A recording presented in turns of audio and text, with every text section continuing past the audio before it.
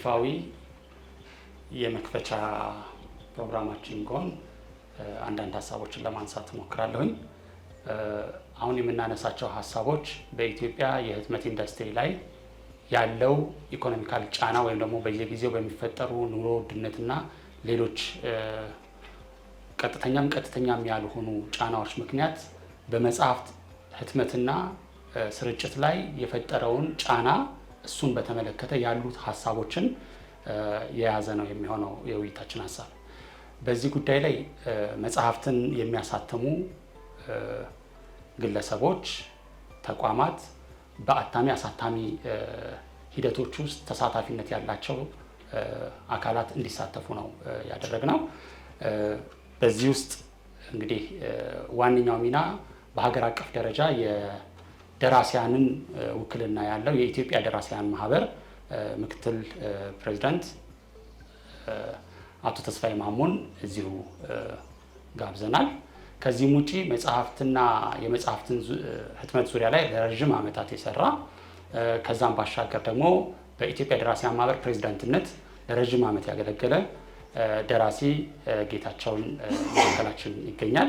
ከዛም ባሻገር የአታሚ አሳታሚዎችን በመወከል አቶ ታረቀ ኃይሉ ዋና ዳይሬክተር መካከላችን ይገኛሉ። እነዚህ ባለሙያዎች ካሉበት ነባራዊ ሁኔታ በመነሳት ለሚነሱላቸው ጥያቄና እነሱም ለሚያነሷቸው ሀሳቦች ምላሽ እንዲሰጡ ከየዘርፉ ደግሞ ያሉ ደግሞ ሰዎች እንደዚሁ ጋብዘናል። የኢትዮጵያ ደራሲያን ማህበር አባላት ጥቂት ያለሁኝ።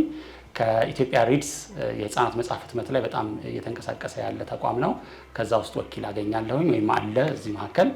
ከኢትዮጵያ አካዴሚ ኦፍ ሳይንስም እንደዚሁ አባላቶቻችን አሉና ይህንን ውይይት እናደርጋለን ከዚህ ሰዓት አንስቶ። ቅድም ዶክተር ጥበበ ስላሴ እንዳነሳው እዚህ ላይ የሚነሱ ሀሳቦች ለፖሊሲ አጥኚዎች ግብአት እንዲሆኑ የሚያደርግ እንዲሆን ተስፋ እናደርጋለን። ሆኖም ግን ይሄኛው ውይይት ብቻ ሊያደርግ ስለማይችል ተከታታይ ሌሎች እንቅስቃሴ ስለሚሆኑ ለነዛ የሚሆን ዳታዎችን ማግኛ መንገድ ነው የምናደርገው። የሚነሱ ሀሳቦች በዩቲዩቦቻችን ላይ ይጫናሉ፣ በሌሎች ፕላትፎርሞቻችን ላይ ይጫናሉ። ስለዚህ እንደ አንድ የሚዲያ አይነት ቅርጽ ያለው ውይይት ነው የምናደርገው ማለት ነው። ለዚህ እንዲረዳ ከኢትዮጵያ ደራሲያን ማህበር ደራሲ ተስፋዬ ማሞ ወደ መድረክ እንድመጣለን፣ አቶ ጌታቸው በለጠ እንዲሁም አቶ ታረቀ ኃይሉ ወደ መድረክ እንድትመጡ እጋብዛለሁ። ጥሪያችንን አክብራችሁ ስለመጣችሁ ከዛም ባለፈ ደግሞ ሀሳቦቻችሁን አካፍላችሁን ምናልባት በዘርፉ ላይ ላሉ ፈታኝ ሁኔታዎች አመላካች የሚሆኑ ነጥቦችና ለመፍትሄም የሚጠቅሙ ሀሳቦችን ስለምታቀርቡልን በጣም እናመሰግናለን። የኢትዮጵያ ሳይንስ አካዳሚ ከሚሰራቸው ስራዎች መካከል አንዱ ይሄ ነው። ብዙዎቻችን እንደምናውቀው የህትመት ቴክኖሎጂ ወደ ዓለም ላይ ከተዋወቀ በኋላ ያለው የዓለም መልክ በተለየ መንገድ በፍጥነት የሄደበት ዘመኖች አሉ።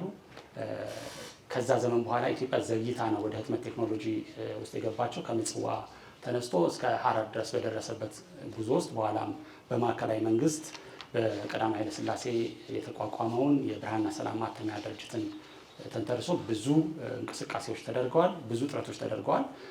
በአሳታሚነት ደረጃም ንጉሠ ነገሥቱን ጨምሮ በየጊዜው ባለፍ ገደም አንዳንዴ እየተቃኑ አንዳንዴ እየታገሉ ያሉ አሳታሚዎች በብዛት ይገኛሉ። የህትመት ስርጭቱም በዚህ ሁኔታ በጣም በፈታኝ ሁኔታ የሚሄድና ብዙም ስልጣኔ ያልገባው አይነት እንቅስቃሴዎች የሚስተዋሉበት ነው። የብዙዎች ጥረት ያለው ነው። ከመንግስት ድጋፍ ይደረግላቸው የነበረበት ዘመን አልፎ አሁን የኢኮኖሚ እድገቱ በሚፈጥረው መሰረት ፕራይቬታይዝ ተደርገው አሳታሚነትም አታሚነትም በአብዛኛው የወደቀው በግለሰቦች ይሁንታና ፍቃድ ላይ ነው ማለት ይቻላል። አጠቃላይ ግን የህትመት ኢንዱስትሪ የመጽሐፍ ህትመትን ታሪክ እንደ መነሻ እንዲሆንና እንደ መነሻ ሀሳቦቻቸውን እንዲያቀርቡ የኢትዮጵያ ደራሲያን ማህበር እንግዲህ ከኦልሞስት 60 ዓመት ነው መሰለኝ ከ60 ዓመት ያላነሰ ጊዜ ውስጥ እዚህ ውስጥ ቆይቷልና ምንድነው ከህትመት ኢንዱስትሪው እስከ አትሞ እስከ ማሰራጨት ያለው ነገርን እንዴት ትገመግሙታላችሁ ወቅታዊ የሚለውን ሀሳብ እናንሳና ከዛ ወደሚቀጥለው ፕሮግራሞች እንሄዳለን፣ ጥያቄዎች እንሄዳለን። በጣም ጥሩ። ዝም ብሎ በሰማናቸው ሀሳቦች ላይ ተመስርተን አንዳንድ ሀሳቦችን ይዘናል። ብዙ ጊዜ አታንብብ ተናገር ነው የሚሉኝ። ዛሬ ግን አነባለሁ። ምክንያቱም ከጤና ሁኔታ ጋር የተስማማ ሆኖ እንዲሄድ አነባለሁ። አለፍ አለፍ እያልኩ ሲነሽጠኝ ደግሞ በነሸጠኝ መንገድ ለማቅረብ ሞክራለሁ። ለሀሳቤ የሰጠሁት ርዕስ የህትመት ጫናና የደራሲያኑ ሮሮ የሚል ርዕስ ነው የሰጠሁት። መጽሐፍ ለመጻፍ ለዓመታት በእያንዳንዷ ገጽ ላይ አፍጥጦና አምጦ ሀሳብን አላምጦ አእምሮን ጨምቆ ያፈሰሰ ደራሲ መጽሐፉን ማሳተም ተስኖት ልፋቱ መና ሆኖ ሲቀር የሚፈጥረውን ስሜት አስባችሁታል? አንድ ታታሪ ገበሬ እንቅልፍ ለምኔ ብሎ ቀን ከሌት ኑሮውን ከመሬቱ ጋር አድርጎ የዘራው ሰብል ከማሳው ላይ ተንዠርግጎ ከአሁን አሁን ጎተራዬን ሞልቼ ብሎ ሲያልም ድንገት በረዶ ቢወርድበት የሚፈጥረውን ስሜት አስባችሁታል? የሀገራችን የዚህ ዘመን ደራሲ ዕጣ ከገበሬው ድንገት ዕጣ ቢብስ እንጂ የሚያንስ አይሆንም። የለፋበትን መና ሆኖ ሲቀር ልብ ይሰብራል። ይህ ዛሬ የብዙ ኢትዮጵያውያን ጸሐፍት ያፈጠጠ እውነታ ነው። የተሰጥኦ ጉዳይ የሀሳብ ወይም የተነሳሽነት ማነስ አይደለም። ችግራችን በልብና በሀሳቦቻችን ውስጥ ሲጉላላ የነበረውን ሀሳብ አምጠን መልክና ስርዓት ሰጥተን የጻፍነው መጽሐፍ በዋጋ ውድነት የተነሳ የህትመት ብርሃን አጥቶ እንደ ግዞተኛ ጨለማ ውስጥ ታሽጎ መቀመጡ ነው። በዚህ ላይ ታክስ መጨመር ደግሞ በበኋላ ላይ ቆረቆር እንዲሉ የመከራ መርግ ይሆንብናል። ለምን? ዘርዘር አድርገን እያንዳንዳቸውን በተናጠል እናያቸው። የመጀመሪያው የህትመት ዋጋ መናር የምንለው ነው። ለህትመት የሚያገለግሉ ሁሉም ቁሳቁሶች ማለት ይቻላል ወረቀት፣ ቀለም፣ የሽፋን መለበጃ ወዘተ ከውጭ የሚገቡና የውጭ ምንዛሬን የሚጠይቁ ናቸው። ይህ ሁኔታ በማተሚያ ቤቶች ላይ ከፍተኛ ጫና ማሳረፉ አይቀርም። እናም ይህ ጫና ዞሮ ቀጥተኛ ማረፊያና ማራገፊያው ደራሲውና አንባቢው ነው። አብዛኛዎቹ ጸሐፊዎቻችን የማሳተሚያ ወጫቸውን በራሳቸው ነው የሚሸፍኑት። ይህንን ለማድረግ ወይ ለዓመታት ከዕለት ጉርስና ከቤተሰብ አፍ ነጥቀው መቆጠብ ወይም ጥቂት መቶ ቅጂዎችን በውድ ዋጋ ለማሳተም ገንዘብ ለመበደር ይገደዳሉ። ሆኖም በአብዛኛው ጊዜ ካሳተሙ በኋላ የመጽሐፉ ህትመት ውድነት ላይ የማከፋፈያና ሌሎች ዋጋዎች ሲጨመሩበት ከአንባቢያቸው የመግዛት አቅም በላይ ስለሚሆን የመጋዘን ሲሳይ ሆኖ ይቀራል። በዚህም ደራሲው ዕዳ ተሸካሚ ሆኖ ለፈጠራ የታደለው አእምሮ በትካዜና መብሰልሰል ውስጥ ይወድቃል። በዚህም የተነሳ ከሚወደው ስራ እየራቀ ለራሱም ለሀገሩም ሊያበረክተው ከሚችለው የልብ ስራው እየተፈናቀለ ወደማይፈለገው አቅጣጫ ይገፋል። ሀገር ጥሎ ይሰደዳል። ከአልሚነት ይልቅ የአጥፊነት መስመርን ይከተላል። ከዘላቂ ጥበባዊ ስራዎች ይልቅ በየቲክቶኩና ሌሎች ስርቻዎች ተወሻቂ ሆኖ ይቀራል። የብዙ ደራሲ ዕጣ ፈንታ ይኸው ነው። አያሳዝንም? ተጨማሪ ጫና በመጽሐፍት ላይ የተጨማሪ እሴት ታክስ መጨመር አንዱ ነው። በእንቅርት ላይ ጆሮ ደግፍ ይሉ ዘንድ በምናውቀውና በምንኖረው የሀገራችን እውነታ ላይ የተጣለው 15 በመቶ የተጨማሪ እሴት ታክስ መጽሐፍትን በልካቸውና በአቅማቸው በፍጹም የተመለከተ አይደለም። ይልቁንም በጎበጠው ጫንቃቸው ላይ ተጨማሪ ሸክም በመሆን በደራሲውና በአንባቢው መካከል ሰፊ ሸለቆ በመፈልቀቅ የዲጂታል ዘመን የነጠቀውን አንባቢ ጭራሹን ከአውዱ እንዲጠፋ አድርጎታል። በሀገራችን እውነታ መጽሐፍትን እንደ ቅንጦት እቃዎች አድርጎ በመመልከት ከ1000 እስከ 3000 ያልበለጠ መጽሐፍ በሚያሳትም የሀገሬ ደራሲ ላይ የተጨማሪ እሴት ታክስ ለመሰብሰብ ማሰብ እውነታውን ያለመረዳትና ማገናዘብ የጎደለው ግዴለሽ ድርጊት እንጂ ከኢትዮጵያ ደራሲ ገንዘቡ ገብቶ የሀገር ቋትን ይሞላል ከሚል የተነሳ በጎነት አይመስለንም። ኢትዮጵያ ከዚህ ምንዱብ ደራሲ የምትሰበስበው ታክስ የቱን ቀዳዳውን ይሸፍንላት ይሆን? ይህ አጥብቆና አርቅቆ ማሰብ የሚፈልግ ጉዳይ ይመስለኛል። በመላው አፍሪካ በመጽሐፍት ላይ የተጨማሪ እሴት ታክስ በጣሉ ሀገራት የመጽሐፍት ዋጋ ላይ እስከ 40 በመቶ ድረስ ጨምሯል። የእኛን ሀገር የምናየውና የምንኖረው ነውና ተከድኖ ይብሰል ከማለት የዘለለ ምን ማለት እንችላለን? መጽሐፍት አሁን የቅንጦት እንጂ ማንም የኔ ብጤ መጽሐፍ ልግዛና መንፈሴን ልመግብ ብሎ ከኪሱ መዥረጥ አድርጎ የሚገዛው ነው ለማለት እንቸገራለን። መጽሐፍትን ግብር ማስከፈል ትምህርትን ራሱን አልፎም ሀገርን ያስከፍላል። በመጽሐፍት ላይ ግብር መጣል ወደ ትምህርትና የእውቀት ብርሃን በሚወስደው መንገድ ላይ የመግቢያ ክፍያ እንደ መደንገግ የሚቆጠር አጋጅ ወይም ከልካይ ግድግዳ የማቆም ያህል እንጂ ሌላ ሆኖ የሚታይ አይደለም። መጽሐፍ የሕዝብ ጥቅም ነው፣ የሀገር ጥቅም ነው፣ የትውልድ ማነጫ መሳሪያ ነው፣ የግብረ ገብ፣ የታሪክ፣ የሳይንስና የፈጠራ በር መክፈቻ ነው፣ የጥበብ የቋንቋና የማንነት መፈለጊያ ብሩህ መንገድ ነው። ሰውንና የሰብአዊነትን ልክ በቅርበት የመመልከቻ የማወቂያ የመጠበቂያና የማክበሪያ መንገድ ነው። ሰውን ከነሙሉ ክብሩ የሚያስብና የሚያከብር ማህበረሰብ ካለ እሱ በመጽሐፍት ተኮትኩቶ ያደገ የመጽሐፍት ውጤት ነው። ስለዚህ በመጽሐፍት ላይ ታክስ መቆለልና መሰናክል መፍጠር የብሔራዊ ልማት መሰረትንና ክቡር የሆነውን ሰውነትን የመገንባት ተከታታይ ተግባርን ማሰናከልና መጎተት ነው ብለን እናምናለን። የደራሲው ከባድ ሸክምና የሀገር ኪሳራ። ደራሲያን የሀገር እውነታን፣ የዘመን ትዝታን፣ የባህል እይታን፣ የህሊናና ምናብ ከፍታን ተሸክመው ለትውልድ የሚያሻግሩ ምሰሶዎች ናቸው። የአንድ ሀገር ማህበረሰባዊ ታሪክ ወይም ሶሻል ሂስትሪ መሰረቶች የሚገኙት ከደራሲያን ብዕሮች ጫፍ ነው። ከአፈወርቅ ገብረ ኢየሱስ ጦቢያ ጀምረን በነ ፍቅር እስከ መቃብር እያቆራረጥን በነ አልወለድም አልፈን እስከ ብርሃኑ ዘሪሁን የማዕበል ቅጾች ብንመጣ በጣምራ ጦር ሾልከን እስከ ቀይ ኮከብ ጥሪ ብንዘልቅና እንዲህ እያልን የነ አዳም ረታን የነ አለማየሁ ገላጋይን የነ እንዳለጌታ ከበደን ሌሎች የዛሬዎቹ ወጣቶችን የትየለሌ ስራዎችን ብንመለከት በመጽሐፍቱ ሁሉም በሚባል መልኩ ለሀገር ታሪክ መሰረት የሚሆኑ የማህበራዊ ታሪክን ሶሻል ሂስትሪ ቅንጣቶች የተሸከሙ ሆኖ እናገኛቸዋለን። አሁን በምናየው እውነታ እና ሁኔታ ግን ከፍተኛ ህትመት ወጪዎች፣ ዝቅተኛ ሽያጭና አነስተኛ ወይም ድጋፍ አልቦ ሁኔታዎች ምክንያት ደራሲያን የኖሩበትን ዘመን በሚገባቸው ልክ በብዕራቸው ሳይገልጡና የታሪክ ድርሻቸውን ሳያስቀምጡ ማለፍ አሳዛኙ እውነታችን እየሆነ መጥቷል። ይህንን ሁኔታ በጊዜ መቀልበስና ማረም ካልተቻለ ውጤቱ በምንም የማይካስ ከፍተኛ ሀገራዊ ኪሳራ መሆኑን ማንም ሊያስተባብለው አይችልም። በዚህ ዘመን ጫናው ብዙ ነው። የመጽሐፍት መደብሮች ቅናሾችን ይፈልጋሉ። አከፋፋዮች ደራሲው ከሚገባው ከፍ ያለ የድርሻ መጠን በላይ ይጠይቃሉ። አንባቢዎች ውድ መጽሐፍትን ለመግዛት ይቸገራሉ። በመጨረሻው ውጤትም ደራሲያን ብቻቸውን ይቆማሉ። በጋለ ስሜትና መነሳሳት ግን በማያስኬድ መንገድ አሁንም መጽሐፍት ይታተማሉ፣ ግን አንባቢ የላቸውም። የአንድ ደራሲ ውድቀት፣ የአንድ ደራሲ ኪሳራ ከሀገር ኪሳራ ጋር ተለይቶ የሚታይ አይሆንም። ደራሲው ዝሎ እጅ ሲሰጥ ሀገር እድፏን ጉድፏን እየነቀሰ አጥርቶ ፊት ለፊት የሚያሳያትን የነገ መንገድ መሪዋን የዘመን እማኝ መስተዋቷን ታጣለች። እና ምን ብናደርግ ይሻላል? ችግሮቻችን እነዚህ ናቸው ብለን ችግሮቻችን ካነሳን እነዚህ ችግሮች ሁላችንም በፈለግን ሰዓት እንደፈለግን ልንላቸው፣ ልንናገራቸው፣ ልናነሳቸው የምንችል ግንባራችንን የማናጥፍባቸው እውነታዎች ናቸው። ታዲያ እነዚህን ችግሮች ምን እናድርጋቸው? ችግሮቹ አሉ፣ አዎ አሉ፣ በገፍ አሉ፣ ብዙ አሉ፣ የትም አሉ፣ ማንም ያውቃቸዋል። አንድ መጽሐፍ የጻፈ አንድ መጽሐፍ የደረሰ ወይም መጽሐፍ የሚወድ ሰው ሁሉ የሚረዳቸው ችግሮች ናቸው።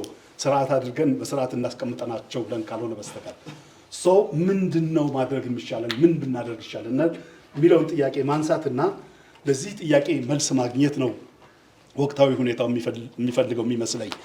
እኔ እንደ ኢትዮጵያ ደራሲያን ማህበር ይህን ችግር ለመወጣት ዋናው ቁልፍ ከሚመለከተው ሁሉ ጋር ባለማሰለስ በጋራ መስራት፣ መፍትሄ መሻትና ፈረንጆቹ ፑሽ ኤንድ ፐርሲስት እንደሚሉት አጥብቆ መግፋትም ሳይዝሉ መጽናትም ያለብን መሆኑን ያመለክተናል። ማህበሩ እስካሁንም ነገሩን ቸል ብሎ አልተቀመጠም። በተለይም የተጨማሪ እሴት ታክስ ተግባራዊ ከመሆኑ በፊት መንግስት ሁኔታውን በጥሞና ይመለከተው ዘንድ በጥብቅ ለማሳሰብ ተሞክሯል። አብዛኛው ደራሲዎቻችን አደባባይ ወጥተን ሰላማዊ ሰልፍ እናድርግ፣ በድምፃችን እናሰማ፣ እንጩህ በሚሉበት ጊዜ ከዚህ ይልቅ መፍትሄው በመነጋገር በመወያየት ማድረግ ይሻላል በሚል አቋም ነሐሴ 8 2016 ጉዳዩ በቀጥታ ይመለከታቸዋል ካልናቸው ባለድርሻዎች ጋር በእኔ ሰብሳቢነት ነበር እንዳጋጣሚ ችግሩን አንስተን በጥልቀት ተወያይተንበታል። ምን ማድረግስ ይገባናል በሚልም አቅጣጫ አስቀምጠናል። በዚያ መሰረትም ጉዳዩን ተከታትሎ የሚያስፈጽም ታክስ ፎርስ በኢትዮጵያ ደራሲያን ማህበር ፕሬዚዳንት ሰብሳቢነት ተመስርቶ ጉዳዩን ለሚመለከታቸው ባለስልጣናት በዝርዝር በማስረዳት አቤቱታ አቅርበናል። የህትመት ወጪዎችና ግብር በደራሲያን በአንባቢያንና በሀገር ላይ ምን ያህል ጫና እንደሚያሳድሩ በ11 ገጽ ዝርዝር በግልጽ ማስረጃ ለባለስልጣናቱ አቅርበናል። አሳማኝ መልሶችን ወይም ተግባራዊ መፍትሄዎችን ግን አላገኘንም። ስለዚህ አሁንም ተከታታይ ጉባኤዎችና የጋራ ጥረቶችን በማድረግ ጥያቄውን ደግሞ በተገኘው መንገድ ሁሉ ማቅረብ፣ ለደራሲው የታክስ ቅነሳ ብቻ ሳይሆን የህትመት ማበረታቻና ድጎማ ሊያገኝ በሚችልበት መንገድ ላይ አጥብቆ መምከርና መስራት ያስፈልጋል። ይህም የኢትዮጵያ ደራሲያን ማህበር ቀዳሚ ኃላፊነት በመሆኑ ተግቶ መስራት፣ መምራትና ማስፈጸምን ይጠይቃል። እንደ አጠቃላይ ቀጣይ ተግባሮቻችን የሚከተሉትን ጭማቂ ሀሳቦች ማካተት አለባቸው ብለን እናምናለን። አንደኛው በመጽሐፍት እና በህትመት ቁሳቁሶች ላይ የቫት ቅነሳ ወይም ማሻሻያ እንዲደረግ መስራት። ሁለተኛ፣ በህትመት ረገድ የወረቀት ምርትና የህትመት ኢንዱስትሪዎች የመንግስት ማበረታቻዎችን እንዲያገኙ መግፋት። ሶስተኛ፣ ደራሲያን ስራዎቻቸውን ለህትመት እንዲያመጡና እንዲታተምላቸው ለመርዳት ከሚመለከታቸው የመንግስት ተቋማት ጋር በመስራት ድጋፍ ሰጪ ፈንዶች ወይም እርዳታዎች ሰፖርት ፈንድስ እና ግራንትስ የሚባሉት የሚከናወኑበትን መንገድ የሚፈጥር ተቋም ማቋቋም። ይሄ በሌሎች ሀገሮች የሚሰራበትና ሌሎች ሀገሮች እንዲህ አይነት ችግሮች ሲያጋጥሟቸው ችግሮቻቸውን ከሚፈቱባቸው መንገዶች አንዱ ከባለ ሀብቱና ከመንግስት ጋር በመሆን ፈንዶችን በማቋቋም በነዛ ፈንዶች አማካኝነት ሪቮልቭ በሚያደርግ የማተሚያ መንገድ ደራሲያን ከዚህ በፊትም የኢትዮጵያ ደራሲያን ማህበር ሞክሮት ከአርቲስቲክ ማተሚያ ቤትና ሌሎች ጋር ስኬታማ የሆነበት ስለሆነ እነዚህን በተቋም ደረጃ ተቋም ገንብቶ እነዚህን በመጠቀም መፍትሄ ማግኘት እና ውጤት ማምጣት ይቻላል የሚል እምነት አለን። አራተኛ፣ የህዝብ ቤተ መጻሕፍትና በመላው ኢትዮጵያ የሚገኙ የግልና የመንግስት ትምህርት ቤቶች ይሄንን እንድታሰምሩልኝ ይፈልጋለሁ። በተለይም ደግሞ ግዙፉ ትምህርት ሚኒስቴር የደራሲያንን መጽሐፍት ለመግዛት ቅድሚያ እንዲሰጡ፣ በየትምህርት ቤቶቹ ትውልድን ለመቅረጽ የሀገር ፍቅርና አንድነትን መተሳሰብን ለማስፈን በሳይንስና ቴክኖሎጂ ረገድ ተላሚ መንገድ ለማመላከት የሚያስችሉ መጽሐፍትን በየአብያተ መጽሐፍቱ እንዲገቡ ቅድሚያ እንዲሰጥ ማበረታታት ላይ መስራት ያስፈልጋል። ምክንያቱም ደራሲያንን መደገፍ በጎ አድራጎት አይደለም።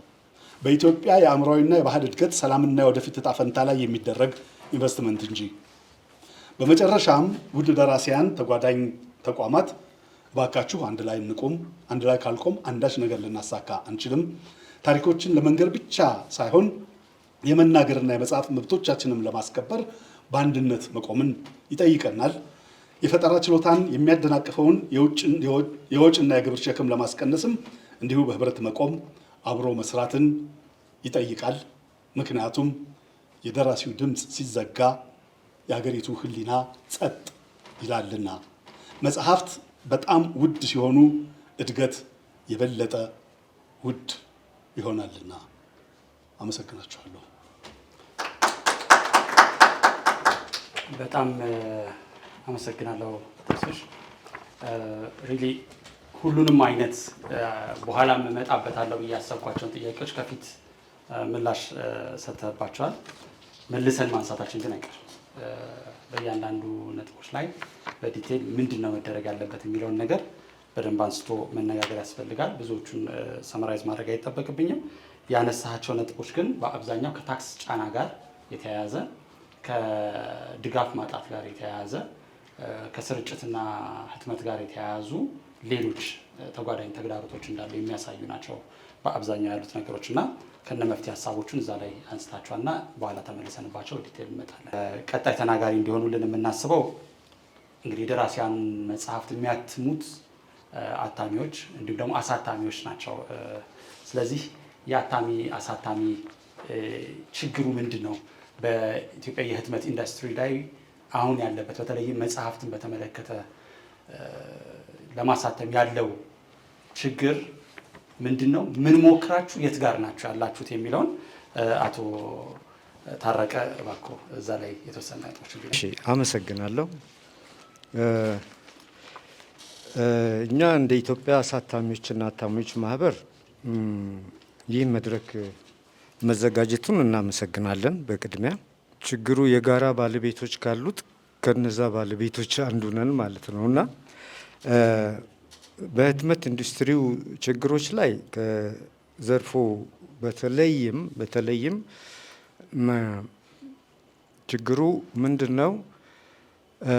የኢትዮጵያ አታሚዎችና አሳታሚዎች የቢዝነስ ሰዎች ናቸው። ቤዚካሊ በጎ አድራጎት ስራ የሚሰሩ አይደሉም። የራሳቸው ኮስት ቢልዳፕ አላቸው፣ ወጪዎች አሏቸው። እንግዲህ በራሳቸው ኮንትሮል ውስጥ ላሉ ነገሮች ብቻ ነው ብሌም መደረግ ያለባቸው።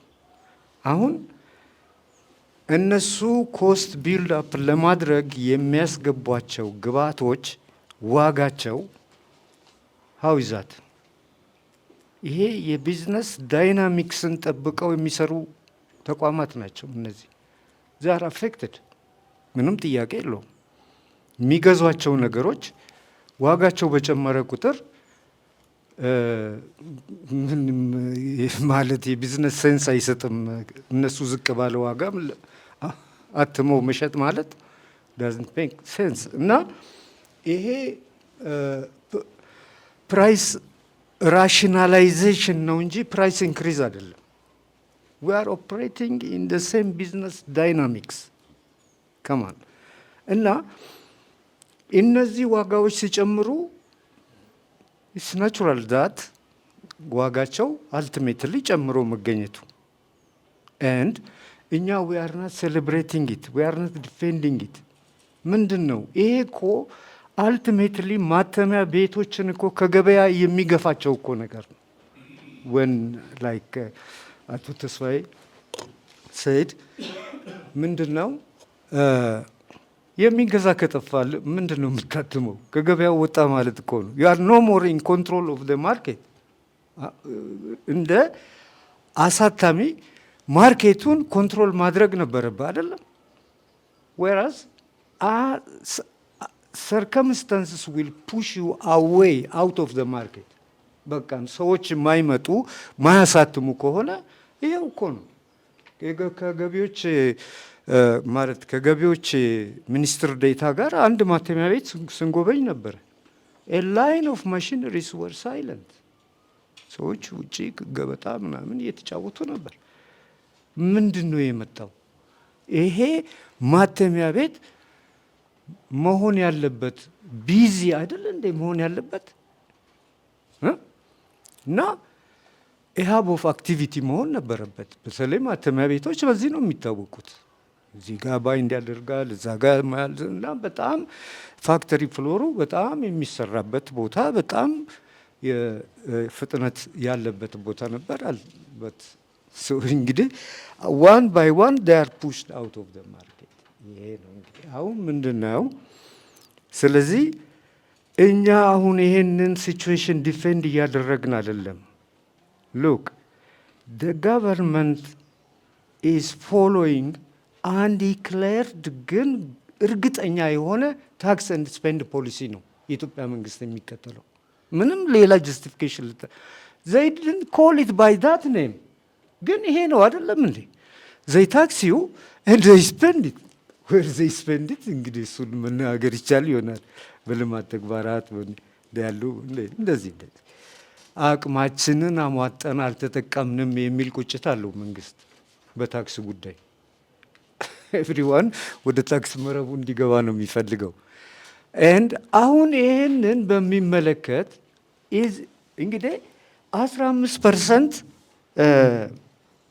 ይህን ነገር እየራኩት ነው ይልካ ሳላውቅ እና ይሄ የቫት አሰራር ታክሱ እንግዲህ አቶ ተስፋዬ መቼም ምንም ይቀረዋል በማይባል ሁኔታ ገልጾታል። ምንም እንደውም ካለው ነገር አገሪቱ በዚህ የሚመጣ ነገር ቢቀርባት ይሻላል እውነት ነው። እና ይሄ ከባድ አገላለጽ ነው እውነት። ቢጎዳት እንኳን ይሻላል ከሚመጣው ጥቅም መቅረጽ። ሉክራም ሴሳን አይደለም በላቲን የሚባለው ይሄ የገቢ መቋረጥ የሚባለው አይደለም። እና ኤክስትራ ማይል መሄድ ነበረባቸው። ዛትስ ዋት ዊ አር ዱይንግ። ቫቱን ለማስነሳት ደራሲያኑ ኦውን አደረጉት እንጂ ችግሩን ዜ አር ወርኪንግ ዊዝ አስ ከእኛ ጋር ነው የሚሄዱት። ገንዘብ ሚኒስቴር፣ ገቢዎች ጋር፣ ጉምሩክ ኮሚሽን እና ይሄ ነገር ነው እና ይሄ የፖሊሲ ዲሲሽን የሚፈልግ ነገር ነው። ዊ ካን ኖት ራይት ኢት ኦፍ። የሚሻሻል ቢሆን እንኳን ፕሮሲጀሩን ተከትሎ ነው የሚሻሻለው። ፖሊሲ ኢኒሼት ታደርጋለህ። እሱ ነገር ይታያል። ምንድነው ያመጣው? አሁን ይሄ ግሩም የሆነ ግብአት ነበር። ሉክ ይሄን ፖሊሲ አውጪዎቹ እንደው ተባስቶ እጃቸው ቢገባ የአገር ፊውቸር ሁሉ እኮ የሚቀይር ነገር ነው። ያላነበበ ትውልድ ምንድን ነው በጣም አስቸጋሪ እኮ ነው። ኢትስ ፔንፉል ቱ አስ። እኛ ከቢዝነስ በላይ ነው የምናስበው። we are here in the industry for close to a century አይደል እንዴ? እያተምን ምን እያል ፓይነርስ ሆነ አሁን እስከደረስንበት በጣም ቴክኖሎጂውን እና ይሄ እኛ we are taking it as a central point። እነዚህ ነገሮች መነሳት አለባቸው። let me tell you one more thing። አሁን በተለይ ከመጽሐፍት ግብአቶች ውስጥ ወረቀት ዋናው ነው አይደለም? እሺ ወረቀትን በሚመለከት እኛ በዝርግ ወረቀት ነው የምንሰራው፣ ለመጽሐፍት ህትመት ማለት ነው። በዝርግ ወረቀትና ሮል የሆነ ወረቀት አለ። ሁለቱ የተለያዩ ናቸው። እና እንዴት ነው በዝርግ ወረቀት ላይ 15% ታክስ የተጣለው? ከህትመት በፊት ማለት ነው። በፊት ማለት ነው። አዎ። እና ያው እኮ ነው ይውል አዲቱ አልቲሜት ፕራይስ እኮ እሱን እኮ የሚያመጣው 15% እኮ ማተሚያ ቤቱ ቢር የሚያደርገው እኮ አይደለም፣ ወደ መጽሐፍቱ ዋጋ እኮ ነው የሚሄደው። አቶ ታረቀ እንዲይዘው የምፈልገው አሁን ደራሲዎች ካሳተሙ በኋላ ስርጭት ላይ 15% ቫት ይደረጋል። እናንተ ጋር ደግሞ መጽሐፍ ገና ሲታተም ወረቀቱ ላይ ቫት ይጫንበታል። ኤግዛክትሊ ያንን እነዚህን ዲቴሎች ነው። አዎ። እና ይሄ የዝርግ ወረቀት ላይ እንግዲህ ዋናው ግብአት እሱ ነው። አሁን እሱ ላይ 15% ጨመሩና 5 ወይም 6 ማተሚያ ቤቶች ብቻ የሚጠቀሙበት ሮል ወረቀት አለ።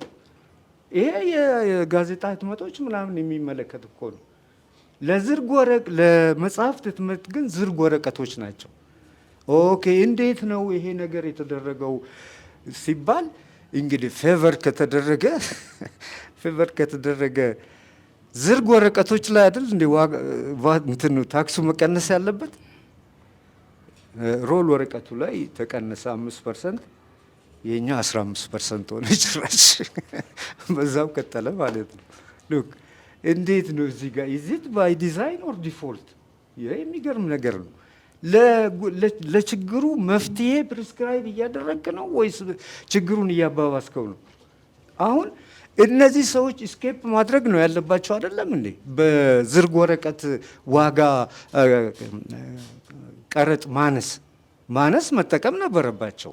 ወደ ስራ መምጣት ነበረባቸው። መጽሐፍቶቹ በአፎርደብል ዋጋ አቬይለብል መሆን ነበረባቸው። ይህ ሲሪስ ኦፍ ኢንሲደንት እና ይሄ አሁን ምንድን ነው ማለት የሚቻለው? ስለዚህ የፖሊሲ ኢንፍሉዌንስ የሚያስፈልገው ነገር ነው። ደግሞ ኖ ዋን ዋንትስ ቱ ኮሚት ሱሳይድ፣ ፖለቲካል ሱሳይድ እንበለው። ያንተን እንትን ብቻውን ፈርሞ ችግር ውስጥ መግባት የሚፈልግ ባለስልጣን የለም። ኮሌክቲቭሊ ዲሳይድ ማድረግ ነው የሚፈልጉት።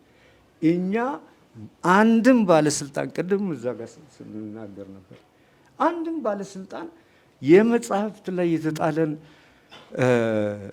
ታክስ ወይም ቫት ዲፌንድ ሲያደርገው ሰምቼ አላውቅም። በጣም ነው የሚያዝኑት በዚህ ጉዳይ። እንግዲህ ይሄ ነው አሁን ያው የፖሊሲ አቅጣጫው ታክስ ኤንድ ስፔንድ ስለሆነ ምንም ነገር ከታክስ መረብ እንዲወጣ እንዲያመልጥ አይፈልግም። ይሄ ነው ዋናው ነው። አታረቀም። በተመሳሳይ ሁኔታ ጌች መጣለው ወደ አንተ ጋር ትንሽ ጊዜ ወስጃለሁ። ወረቀት ላይ አንደኛ ሄቪ ዌይቶች ጋር ገናኘኝ። ወረቀት ላይ ታክስ አለ። ራሱ ወረቀት ላይ ደግሞ ኤክሳይዝ ታክስ አለ። ስለዚህ ተደራራቢ ነው። ቫትም አለው እንደገና ሌላም አለው። ፕላስ ፕሌት ላይ ሲመጣ፣ ቀለም ላይ ሲመጣ፣ ሌበር ላይ ሲመጣ፣ ሬንቲንግ ላይ ሲመጣ እነዚህ ሁሉ እንደና ታክስ የሚደረጉ ናቸው። ይህን እንዲያብራሩልኝ ይፈልጋለሁ። እንግዲህ እኔው ከምለው በእናንተ በኩል የትኞቹ ቦታ ላይ ናቸው ተደራራቢ ታክሶች አሉት? አንድ መጽሐፍ ሲወጣ መጨረሻ ላይ ምን ተጨምሮበት ነው የሚወጣው የሚሉን ባጭሩ እንደው ይነግሩኝ። እሺ እንግዲህ ምንድነው በብሬክ ዳውኑ አንደኛ የደራሲው ክፍያ አለ። መጀመሪያ እንግዲህ ወረቀቱን ነግሬያለሁ። ወረቀቱ እንዴት ያለ ኮንትሮቨርሲ ውስጥ ቅርቃር ውስጥ እንደቆመ እና ሌሎቹ ሁሉ የሚገቡት አቶ ተስፋዬ ቅድም ሲለው እንደነበረ ነው። ከውጭ የሚገቡ ነገሮች ናቸው እነዚህ በሙሉ ከሙጫው ጀምሮ ከስቴፕለሩ ጀምሮ ማለት ነው።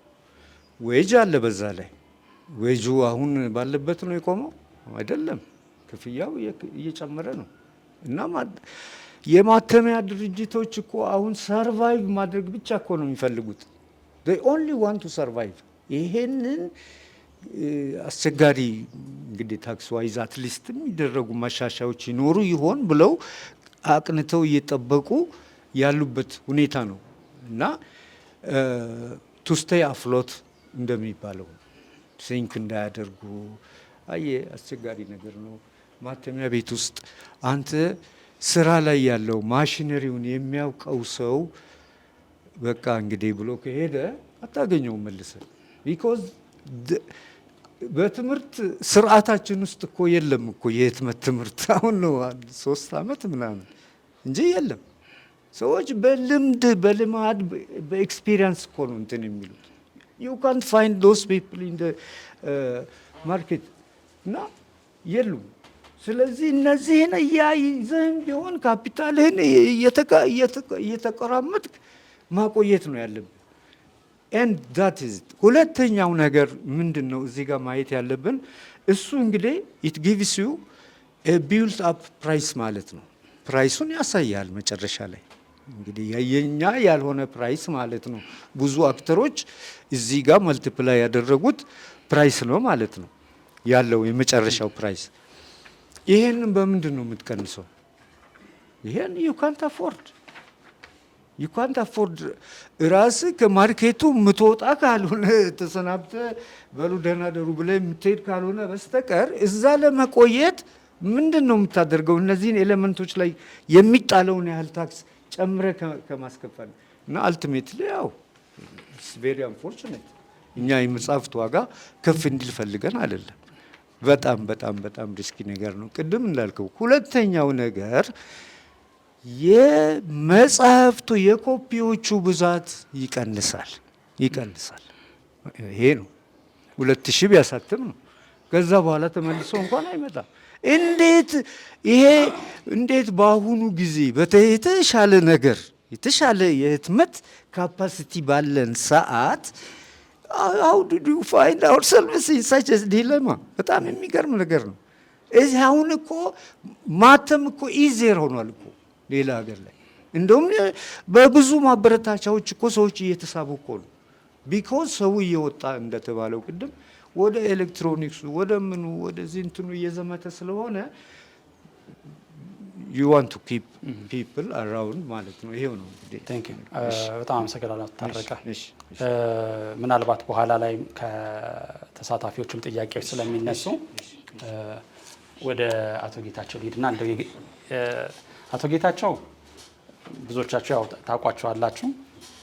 ከማተሚያ ቤት ስራ መጽሐፍ አትሞ ከመሸጥ ባለፈ ሁለቱንም ተቋማትንም የህትመት ኢንዱስትሪውን በሚገባ ጠንቅቆ ያውቀዋል፣ የደራሲውንም ህመም በሚገባ ጠንቅቆ ያውቀዋል ከሚባሉት ባለሙያዎች መካከል ነውና ኤክስፒሪየንስ ብቻ ሳይሆን ህይወትን ነው የሚያሳየው ብዬ ተስፋ አደርጋለሁ።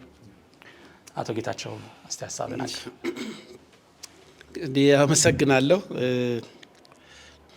አካዳሚውን ደግሞ ማመስገን አለብን። የኢትዮጵያ ሳይንስ አካዳሚ ጉዳይ ብሎ ለዚህ ጉዳይ ላይ በተለይ እናንተ የምትመሩት ክፍል በጣም እናመሰግናለን። እኔ ወንድሜ ተስፋዬ በጣም ጥሩ ፖይንቶችን አንስቷል። እኔም ማሳያችሁ እንዲሁ በወፍ በረር ነው። በውይይታችን ላይ የምጠይቁትን ጥያቄ እንወያይበታለን። እንዲሁ ታሪካዊ ነገርን ማወቅ ጥሩ ነው። ትናንት የሄድንበትን ጎዳናና ዛሬ ያለንበትን በጣም አጭር በሁለት ገጽ የተጠቃለለ ጽሁፍ ነው። ምን ይመስላል የሚለውን ከራሴ ኤክስፒሪየንስ ጥቂት አንቀጾች አሉ። እሱን አነብና ከዛ ታሪካዊ ዳራውን በወፍ በረር አሳያችሁና ጥያቄ እንደምታነሱ ተስፋ አደርጋለሁ። የሀገራችን የህትመት ተግዳሮትና ፈተናዎች በኢትዮጵያ ስርዓተ መንግስታት ውስጥ የባዕድም እጅ በየዘመኑ የራስም እጅ በልምጭ እየገረፈ ካቀጨጫቸው የኢኮኖሚ ዘርፎች አንዱ ምናልባትም በእኔ ግምት የዘርፉ አንዱና ተቀዳሚ ይመስለኛል። እቺ ስቴትመንት ነው የምንደረደረው። ደግሞ አለው በኢትዮጵያ ስርዓተ መንግስታት ውስጥ የራስም የባዕድም እጅ በየዘመኑ በልምጭ እየገረፈ ካቀጨጫቸው የኢኮኖሚ ዘርፎች አንዱና ምናልባትም በእኔ ግምት የህትመት ዘርፉ አንዱና ቀዳሚ ይመስለኛል። ይህን ጥቅል ምልከታዬ ፈረንጆቹ ቼሪ ፒኪንግ ኤቪደንስ ይሉታል። ምን ማለት ነው? የመሟገቻ ሀሳብ ከሆነም ግድ የለም በዚሁ ጥቅል ሀሳቤን እቀጥላለሁ። የአጋጣሚ ጉዳይ ሆኖ ወንድሜ አቶ ይታገሱ እንዳነሳው የእንጀራ ገመዴ ገና ከጠዋቱ ያቆራኘኝ ከህትመት ዘርፍ ጋር ስለሆነ ለህትመት ሴክተሩ ቤትኛ እንደሆንኩ ይሰማኛል። ከአዲስ አበባ ዩኒቨርሲቲ እንደተመረቅኩ የእድል ዕጣ የወደቀው የሀገሪቱን ማተሚያ ቤቶች በሙሉ በስሩ ሰብስቦ ይመራ በነበረው በኢትዮጵያ ማተሚያ ኮርፖሬሽን ነበር። የተመደብኩበት የስራ ዘርፍም ኮርፖሬሽኑ ሊያቋቁመው ላሰበው የአሳታሚነት ክፍል እንደ ኃላፊ ቢጤ አድርጎኝ ነበር። ነገር ግን ቢሮው ተቋቁሞ ሙሉ ለሙሉ ስራ ከመጀመሩ አስቀድሞ የወቅቱ ገዢ የፖለቲካ ድርጅት ኢሰፓ ማን ወንድ ነው የግሌ ያደረኩትን የኩራዝ አሳታሚ ድርጅት ለመወዳደር ጥርስ ያበቀለው በማለት ዘራፍ በማለቱ ፕሮጀክቱ መክኖ እኔም ወደ ብርሃንና ሰላም ማተሚያ ቤት ተመደብኩ፣ ተወረወርኩ ማለቱ ስለሚከብድ ነው። ደርግም እኮ ኩራዝ አሳታሚ ድርጅትን የወረሰው ከሜኖናይት ሚሽን ነበር። በወቅቱ 33 የኩራዝ አሳታሚ ድርጅቶች ነበሩ። አሁን ሜጋ የተባለው ማለት ነው። በብርሃንና ሰላም ማተሚያ ቤት የ7 ዓመት ተኩል ቆይታዬም የኃላፊነቴ ድርሻ ከሀገርና ከውጭ ሀገራት የሚገቡ የህትመት ጥሬ ዕቃዎች እንዲታዘዙ ማድረግ ነበር። እኔ ነኝ የማዘው የዓለምን ገበያ፣ የሀገር ውስጥ ገበያ እያየው። በኋላም እስከ ትናንት ድረስ ተሰማርቼ የነበርኩበት የስራ ዘርፍ የህትመትን ዘርፍ ከሚመሩ ከሚያሳትሙ፣ ህትመቶችን ከሚያሰማሩ ተቋማት ጋር ነው። ስለዚህ ለህትመት ዘርፉ እጅግም ቅርብ መሆን ብቻ ሳይሆን ቤትኛ እንደሆንኩ እነሆ ለነጭ ዘቁር እድሜ ዳርዳር እያልኩ ነው። ጠንከር ላድርገው ካልኩም ለኢትዮጵያ አሳታሚዎችና አታሚዎች ማህበር፣ ለነሱ ማህበር ማለት ነው፣ ባለፉት ዓመታት የዘርፉን እድልና ተግዳሮት በተመለከተ 3 ያህል ጊዜ የጥናት ወረቀት አቅርቤላቸዋለሁ። ዛሬም ቢሆን የብርሃንና ሰላም የቦርድ አባል ነኝ። ስለዚህ የምናገረው በኦቶሪቲ ነው። የህትመት ዘርፉን ከውስጥ በልምጭ ሲገርፉ የኖሩት ከቅርብ ዘመናት እንኳን ብንነሳ በግርማዊ ቀዳማዊ ኃይለ ሥላሴ ዘመን የነበረው የሳንሱር ማነቆ ማስታወስ ይቻላል። እንዲያም ቢሆን ግን ከዘመኑ ክፋት በጎነቱ ያይል ይመስለኛል። ስለምን ቢሉ ዘመናዊ ማተሚያ ቤት ለማቋቋም ንጉሱ ብዙ አስተዋጽኦ አድርገዋል። ማተሚያ ቤቶች ተስፋፍተዋል። አሳታሚ ድርጅቶችም ድንቅ ድንቅ የህትመት ውጤቶችን ያትሙ ነበር። በነገራችን ላይ በዛ ዘመን የታተሙ ኳሊቲ ስራዎች ከፈለጋችሁ ቼክ አድርጉ። ኦክስፎርድ ዩኒቨርሲቲ ፕሬስ የሚባለው ዛሬ አይታተሙም። እነዛ መጽሐፍት ኳሊቲ መጽሐፍት እነ ማክቤዝን የጋይ ጸጋዬ የቲያትር መጽሐፍት የተጻፉባቸውን በቀላሉ ማየት ይቻላል። ዛሬ አይታተሙም እነዛ መጽሐፍት። እንዳልኳችሁ በኦቶሪቲ የምናገራቸውን ነገሮች ስላለፍኩበት ነው። ዘመነ ደርግ የሳንሱር ሰንሰለቱን አጥብቆ ቢያከርም የኢትዮጵያ መጽሐፍ ድርጅት ኩራዝ አሳታሚ ድርጅትን የመሳሰሉ ድንቅ አሳታሚ ድርጅቶች ነበሩ። መጽሐፍትን ለሌሎች የህትመት ውጤቶች የሚታተሙ የነበረው ሳንሱሩን እየተገዳደሩ በገፍ ነበር። የሳንሱር ማነቆ ቢኖርም በኢትዮጵያ ታሪክ የአንድ ደራሲያችን መጽሐፍ 3 ወር ባልሞላ ጊዜው 90 ሺህ ታትሟል። ስንት አሳተምክ ሲባል በዛ ዘመን 15 ሺህ ስንል የት ልትገባ ነው? ምን ልትሆን ነው ይባላል። አብዛኛው አንባቢ ደግሞ ግንባር ላይ ያለው የመከላከያ ሰራዊት ነው። ትምህርት ሚኒስቴር ደግሞ በብዛት እየወሰደ ለሬፈረንስ ያውላል። ሰራዊቱ አንባቢ፣ ወጣቱም አፍቃሪ መጽሐፍ ነበር። በመጀመሪያዎቹ ዓመታት አብቦ የነበረው ከመጽሐፍት ይልቅ በኢህአዴግ ጊዜ ማለት ነው መጽሔቶች፣ ጋዜጦች ወይም እድሜያቸው እንዴት ባጭሩ እንደቀጨጨው ሁላችሁም ታስታውሳላችሁ።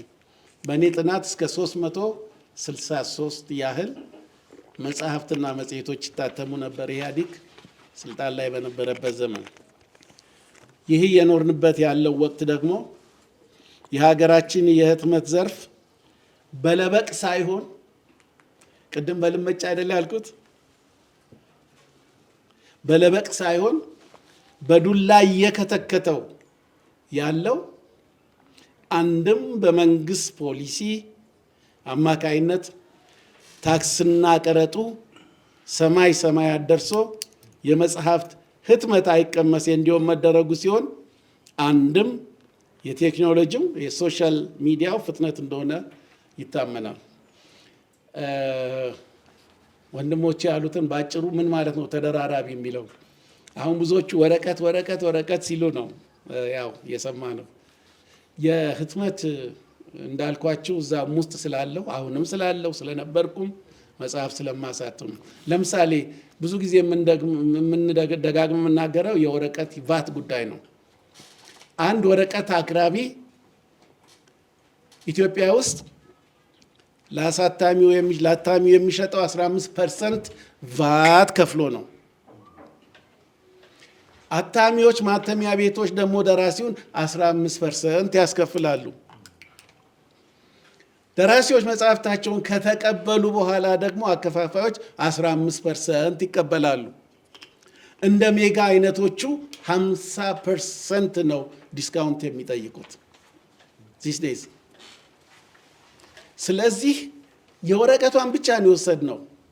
ፕሌቱን ብንወስድ ኤግዛክትሊ ሴም ፓተርን ነው።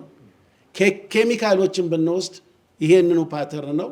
3፣ 4፣ 5 ታክሱ ቅድም የጠቀስከው ከቫት ውጭ ምን ነበር ያልከው? ኤክሳይዝ ታክስ እኮ የሚባለው ለሀገሪቱ ለምታስገባው የቅንጦት እቃዎች ማለት ነው። እነዚያ የቅንጦት እቃዎች ሽቶና ዊስኪ የመሳሰሉ ናቸው። ስለዚህ ወረቀት ይቀረጥ ከሆነ እሱ ማለት ነው። እንግዲህ ይሄንን ታክስ በህትመት ላይ ተግባራዊ ያደረገች ሀገር ምናልባት ጊነስ ቡክ ላይ የሚመዘገብ ከሆነ ኢትዮጵያ ትሆናለች ማለት ነው። እንግዲህ ልድገመው፣ ይህ እየኖርንበት ያለው ወቅት ደግሞ የሀገራችን የህትመት ዘርፍ በለበቅ ሳይሆን በዱላ እየከተከተው ያለው አንድም በመንግስት ፖሊሲ አማካይነት ታክስና ቀረጡ ሰማይ ሰማያት ደርሶ የመጽሐፍ ህትመት አይቀመስ እንዲሆን መደረጉ ሲሆን፣ አንድም የቴክኖሎጂው ፍጥነት እንደሆነ ይታመናል። ከትምህርት መጽሐፍት ውጪ ያሉ ህትመቶችን የሚያሳትም አንድም ነፍስ ያለው ተቋም ኢትዮጵያ ውስጥ የለም።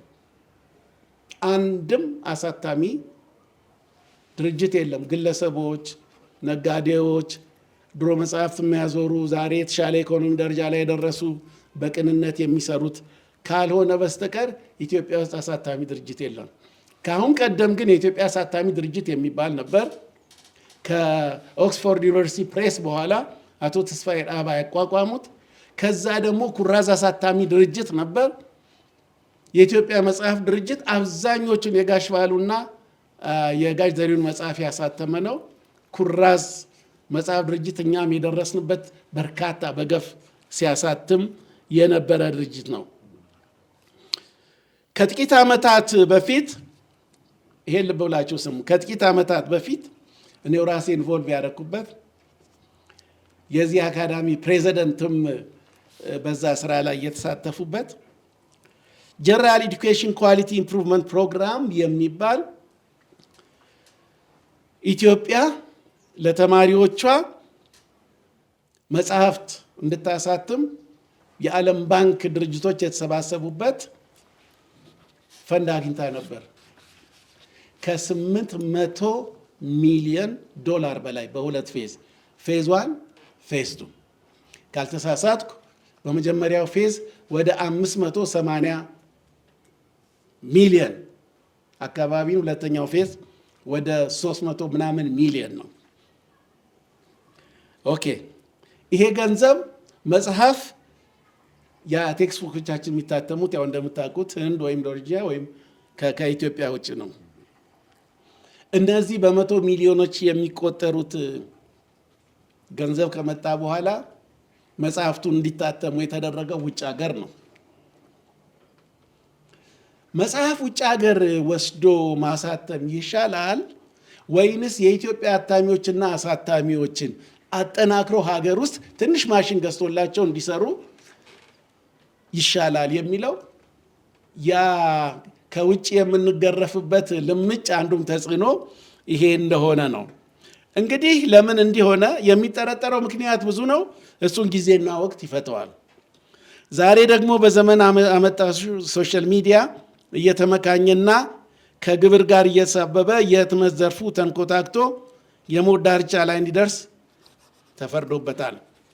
በህትመት ዘርፉ ላይ የተጣለው ድርብ ታክስና ቫት ከቅንጦች እቃዎች ቅድም እንዳልኩት ታክስ ቢወዳደር እንጂ የሚያንስ አይሆንም። በግንቦት 1995 ዓ.ም 15% ቫት ከህትመት ላይ እንዲነሳ ከወቅቱ የገንዘብ ሚኒስቴር ከክቡር አቶ ሶፊያን አህመድ ጋር ንግግር አድርጎ የኢትዮጵያ ደራሲያን ማህበር እሳቸውም ችግሩን ተረድተው የቫት ታክስ በአስቸኳይ እንዲነሳ አደረጉ።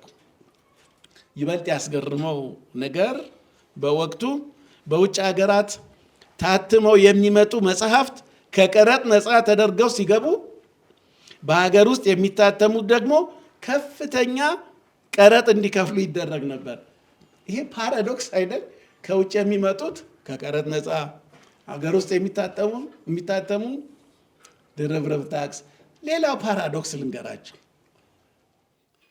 መጽሐፍ አሳትመን ዕዳ ውስጥ ገብተን ንብረት ሸጠን ዋጋ ከፍለን በቃ ሀገር ውስጥ እንግዲህ ካልተሰራጨ ደግሞ ትንሽ ውጭ ላሉ ወዳጆቻችን የተማርንበት ሀገር ጓደኞቻችን እንዲሁ እንላክ ብንል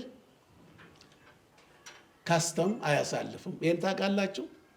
መጽሐፍ 20 መጽሐፍ ይዤ ለመውጣት ባለቤቴ ወደ ውጭ ስትሄድ በይችን ደግሞ ትንሽ ለወዳጆች ያዳርሰሽ። እውነት ለመናገር ግማሹ ማን ነው ከየት ነው ለምን ጉዳይ ነው ይሄ መጽሐፍ ከሀገር አይወጣም ተብሎ መጽሐፌን መልሻለሁ። 40 መጽሐፍ መልሻለሁ አይወጣም ተብሎ። ይሄ ፓራዶክስ አይደል? ኦኬ ዛሬም ይህ ጸጋ ለተመረጡት ብቻ መቀጠሉ አልቀረም። የቱ ጸጋ? ውጭ አሳትመው ለማምጣት ለተመረጡት የሀገሪቱ ምርጦች ብቻ ነው የተፈቀደው። ከውጭ አሳትመው ማምጣት ከሀገር ውስጥም ወደ ውጭ ማስወጣት ይችላሉ። ስለዚህ መንገዱ የተከፈተላቸው የዚያ ዘመን ሹሞችና ባለጊዜዎች መጽሐፍት ከውጭ አሳትመው ቢያስገቡ ምን ይገርማል? ቀደም ባለው ስርዓት ያው እንደምታውቁት ብዙዎቹ ውጭ አሳትመው ነበር ሲያመጡ የነበረው። ዛሬን ደግሞ ነገ ይፈታዋል። ብዙ ማለት አልችልም። ዛሬ ስለ መጽሐፍት ህትመትና ስለ መጽሐፍት ዋጋ መነጋገር የደም ግፊትን ከፍ ያደርጋል። ስለዚህ ተጠንቅቀን ነው መስማት ያለብን። በተለይ በድርሰቱ ላይ ያለን ሰዎች የራሷ ቋንቋ ባለቤት፣ ረጅም የጽሁፍ ታሪክ ያላት ሀገር፣ የተማረ የሰው ሀብት በብዛት ያስፈልጋታል የምትባል ትውልዱ ከዘመን አመጣሹ ቴክኖሎጂ ጋር አጣብቆ እንዲቆራኝ እንጂ ለንባብ እጅግም እንዳይጨክን በሚመስል መልኩ ታክሱና ግብሩ ከዕለት ወደ ዕለት እየናረ ሲሄድ አድማጭ መጥፋቱ ምን እንደሚባል ግራ ያጋባል።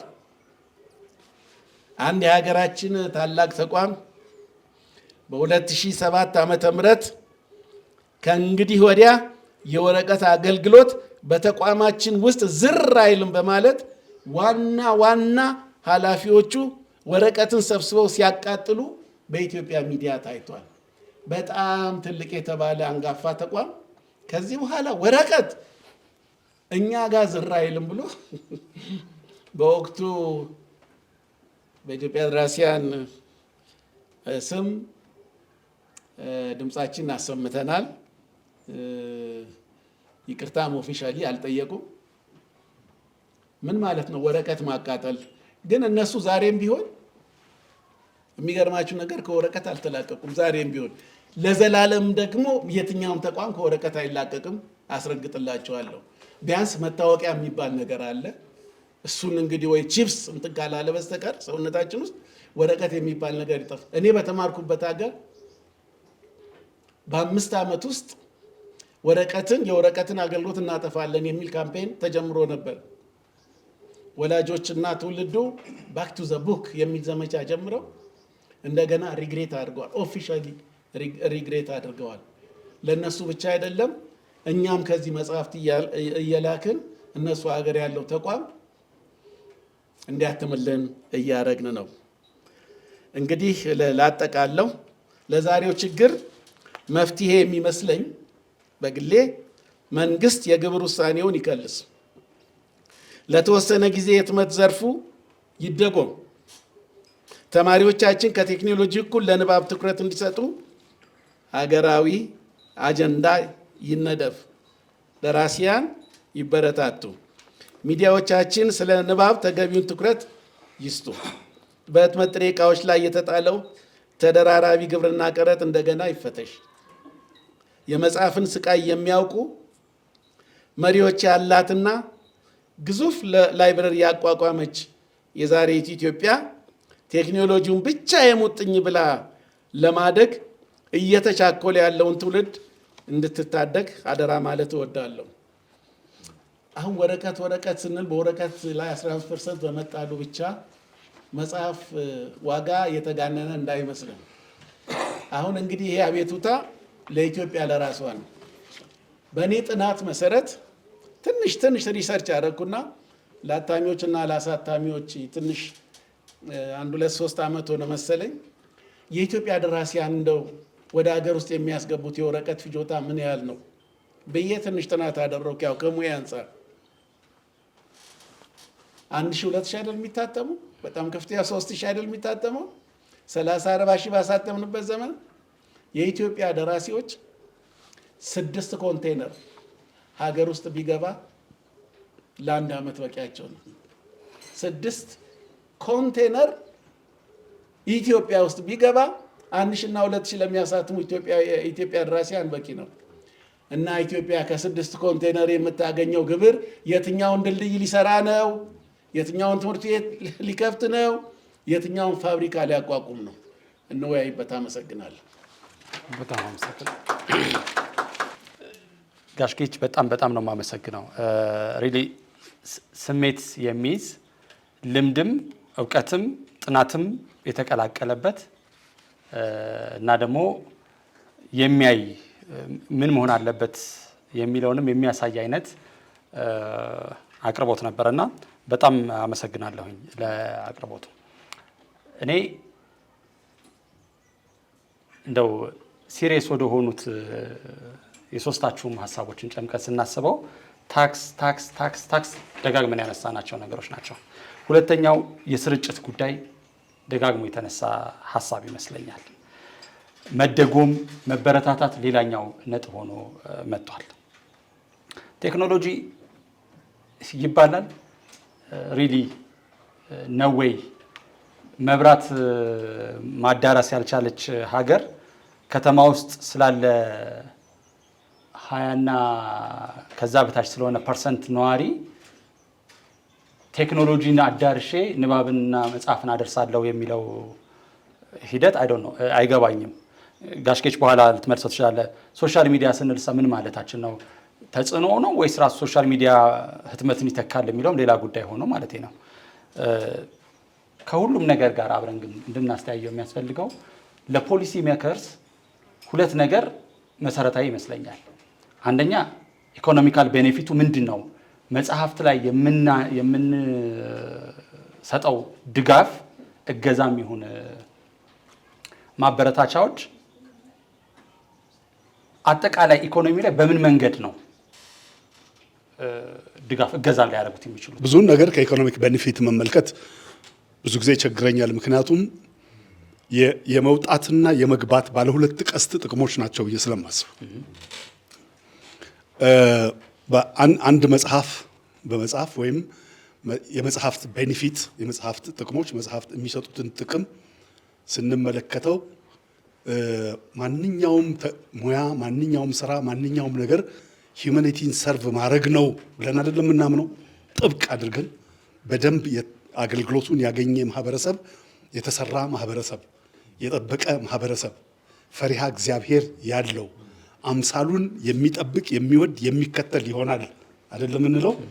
ይሄንን ስንሰራ አይደል ሌሎቹ ኢኮኖሚክ ቤኔፊትስ ምናምን የምንላቸው ፍሎው እየጨመረ የሚሄድ እንደ ልብ መውጣትና መግባት የሚኖረው።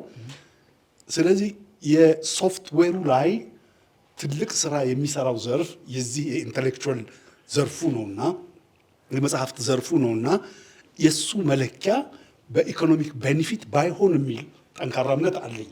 ምክንያቱም ኢንቨስት ታደርጋለህ፣ አንዱ የኢንቨስትመንት መንገድ ነውና ኢንቨስት የምታደርግበትና ሃርቨስት የምታደርግበት ነው እንጂ ኢንቨስት ባደረግከው ልክ ወዲያው ለክተህ የምታመጣው አይደለም። ምክንያቱም ከልጅነት ጀምሮ እስከ አዋቂነት መቃብር ውስጥ እስከምትገባ ሳጥን እስከሚደፋብህ ድረስ ከማንበብ ጋር የተያዘ ስለሆነ የሰው ልጅ መለካት ያለበት ማስገኘት ያለበት ጥቅም ኢኮኖሚክ ቤኔፊቱ ለመንግስታትም ይሁን በሀገር በዛ ልክ ካልሆነ በስተቀር በቁጥርና ሌሎች ዘርፎች ሌሎች የኢኮኖሚክ ዘርፎች በሚያመጡት ካሰብነው ጥቅሙ አይገኝም። የትኛውም ደረጃ አይገኝም። ጥቅሙ ሲገኝ ደግሞ በየትኛውም ልኬት ከማንኛውም ልኬት ጋር አይወዳደርም። የትየለሌ ነው ስለማይለካ። እኛ ከመጽሐፍት ያገኘነውን ጥቅም እንናገራለን። ምናልባት መጀመሪያ ረድፍ ላይ ስለቆምና ጉዳያችን ስለሆነ ነው እንጂ እያንዳንዱ ሰው ውስጥ ገብተን ብንፈትሽ ብናይ አብዛኛው ሰው በመጽሐፍት የተሰራ ነው። ትምህርት ቤት ገብቶ ከተማረው በላይ በተጓዳኝ ከመጽሐፍት ውስጥ የሚያገኛቸው ጥቅሞች፣ ሀብቶች የበለጠ እየሰሩት ነው የሚመጣው። ስለዚህ ገበሬው በትክክል ያመርት ዘንድ፣ የኢንዱስትሪው ሰው በትክክል ይሰራ ዘንድ፣ ላቦራቶሪ ቴክኒሻኑ አሳምሮ ይሄድ ዘንድ ሌላ መነጽር ይሰጠዋል። ንባብ እንግዲህ ፊክሽን ብቻ አይደለም የምናወራው፣ ስለ ልቦለድ ብቻ አይደለም የምናወራው።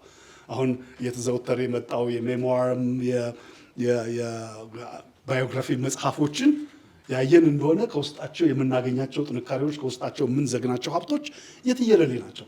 ስለዚህ ሲጀመርስ ይለካሉ። ምክንያቱም ኢኮኖሚስቶች ስራቸው ስለሆነ ማንኛውንም ነገር ከኢኮኖሚክ ቤኔፊቱ ጀምረው ነው የሚለኩት። ለምን ለኩ ብለን አንልም።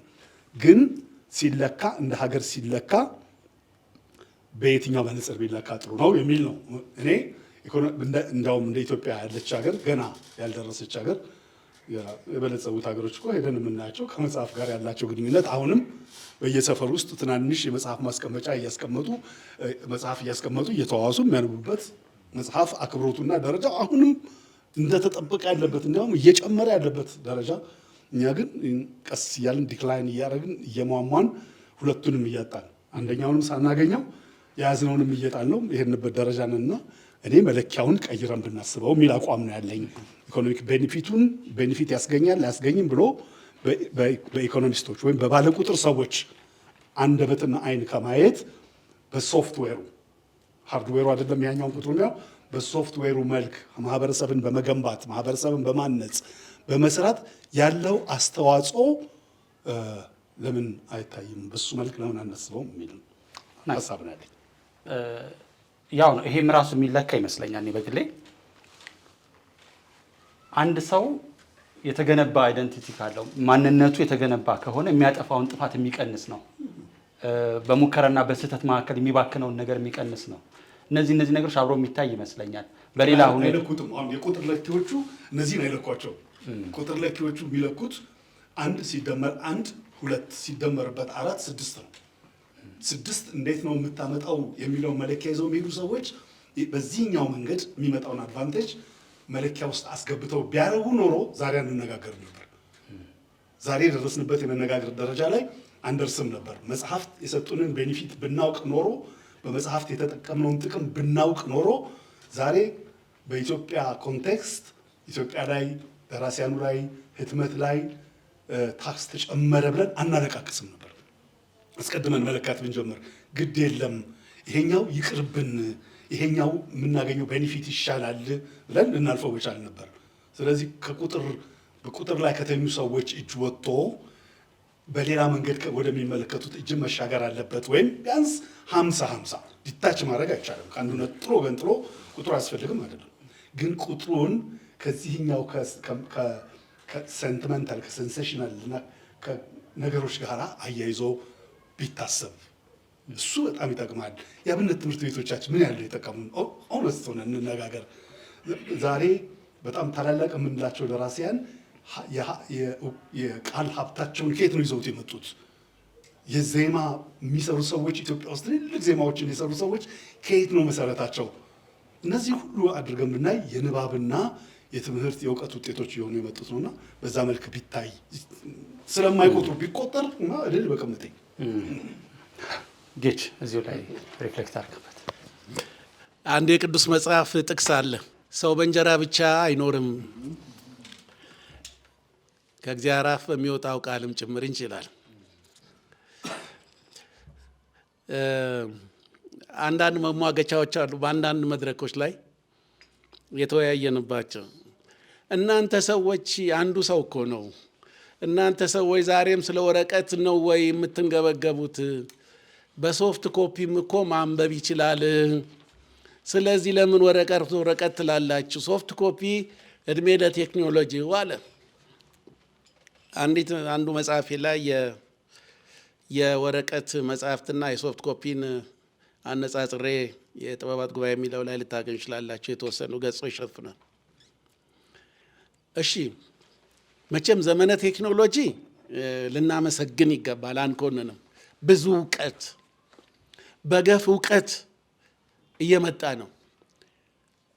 መቼም ይሄን ባናመሰግን ፈጣሪዎቹ ብቻ ሳይሆን ፈጣሪ ራሱ ይታዘበን ይመስለኛል። መልካም እድል አምጥተዋል። ግን ይሄ የቴክኖሎጂ ዘመን ወዴት እየወሰደን ነው? ሶፍት ኮፒ ለማንበብ ወጣቶቻችን፣ ህዝቡ ምን ያህል ዝግጁ ነው? ምን ያህል ገጽ ታነባላችሁ በሶፍት ኮፒ? እንደ እውነት ልንገራችሁ፣ እኔ ሙሉ መጽሐፍ በሶፍት ኮፒ ያነበብኩበት ጊዜ የለም። እንዳነብም ሁኔታው አይገፋፋኝም። የሶሻል ሚዲያ ለኢትዮጵያ በረከተ መርገም እንደሚባለው ነው። ብሌሲንግ ኢን ዲስጋይስ እንደሚሉት የውጭዎቹ ነው የሆነብን። ለመሰላችሁ ገና የስነ ቃል ሰዎች ነን። በስነ ቃል ነው ያደግነው። ማህበረሰባችን አብዛኞቹ በእኛ እድሜና ከኛ ከፍ ባሉት በተረቱም በእንቆቅልሹም በምኑም ነው አእምሯችንን ሲያሰሉን ስናድግ የኖር ነው። ገና ወደ ማንበብ ባህል ውስጥ አልገባንም። እንደምታውቁት የራሷ ቋንቋ የራሷ ምንም እሱ ለጊዜው ይቀመጥ። ገና ወደ የንባብን ባህል አላደረግንም። ማለት ምን ማለት ነው? ሌሎች የሰለጠኑ ሀገሮች ባቡር ውስጥ፣ መርከብ ውስጥ፣ መኪና ውስጥ፣ ትራንስፖርት ውስጥ ሲሄዱ እንደሚያነቡት እዛ ደረጃ ላይ አልደረስንም። ወይንም ደግሞ ጋዜጦችና መጽሔቶችን በቀላሉ ከደጃፋችን ላይ ፖስታ የምንቀበልበት ደረጃ ላይ ሳንደርስ ቴክኖሎጂው መጣ፣ የሶሻል ሚዲያው መጣ። ስለዚህ እየዘለልን ያለነው ከስነ ቃል ኢትዮጵያዊ ሕይወት ወደ ቴክኖሎጂ ነው። በመሃል ያለው የንባብ ባህላችንን ዘለን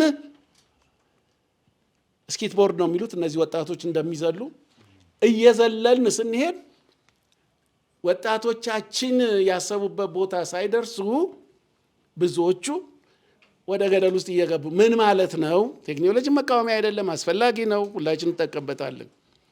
የሰከነ ትውልድ ከኢኮኖሚ አንጻር እንፈትሸን ነው። ልጆቻችን ወዴት እየሄዱ ነው? ሁለት ትሬንድ አለ አጥኞቹ እንደሚሉት። አንደኛ ፕራይቬሲ፣ ንቁ ላይሆኑ ይችላሉ። የመጠቀሚያ መንገድም ካለ ኤክስኪውዝ አያደርጉም።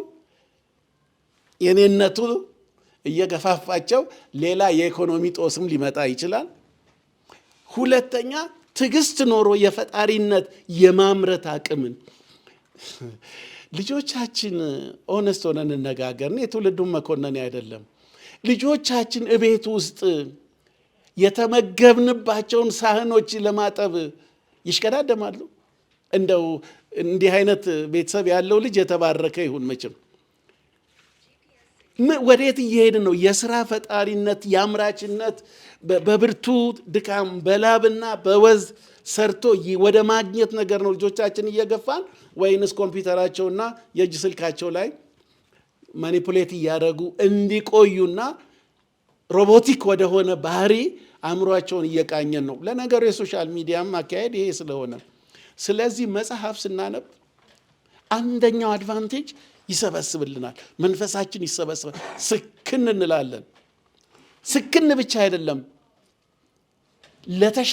ለተሻለ ነገር እንበረታት። በተለይ ባዮግራፊ፣ ኦቶባዮግራፊ፣ ይሄ ሜሞር ልጆቻችን ማንበብ ሲጀምሩ ከዘመናቸው ጋር እያነጻጸሩ ኦኬ አባቶቻችን ታላላቆቻችን ሀገራችን በዚህ መንገድ ነው ያለፈችው ብለው ቢያንስ ወደ ቀልባቸውን ወደሚሰበስብ ነገር ሊመጡ ይችላል።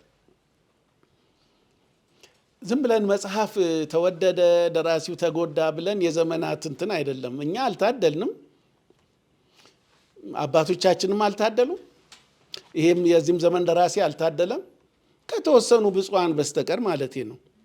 በዕዳ ነው የኖሩት። ሽባሉ እንበል እንግዲህ ሌሎችም እንበል ኑሯቸውን ይኸው አጥንተን የለ ዶክመንት አልተደረገም እንጂ የራሳቸውን ቤት የላቸውም። ወይ በስንፍና የሚሆን ወይም በምን ልንል እንችላለን። አይደለም፣ ዛሬም ይሄ ነው፣ እንቀጥላለን። ሌላው ዓለም ግን በቅርቡ አንድ ሚዲያ ላይ የተናገርኩት መጽሐፍ አንድ ደራሲ ሲያሳትም ኦቶባዮግራፊ የሚሆን ባዮግራፊ የሚሆን የታሪክ መጽሐፍ የሚሆን በቀጥታ ከቤተ መንግስት ይደወላል። ደራሲ ይመጣና የሻይ ጊዜ ይዘጋጃል። ስለምንድን ነው የጻፍከው? ቴንኪው ለትውልድ ስላበረከትከው አስተዋጽኦ፣ ሀገርህን ህይወትህን ለሀገርህ ስላሳየ፣ ለትውልድ ምሳሌነት ስላቆምክ ቴንኪው። ከፕሬዚደንት ጋር ከጠቅላይ ሚኒስትር ጋር ሻይ ይጠጣል።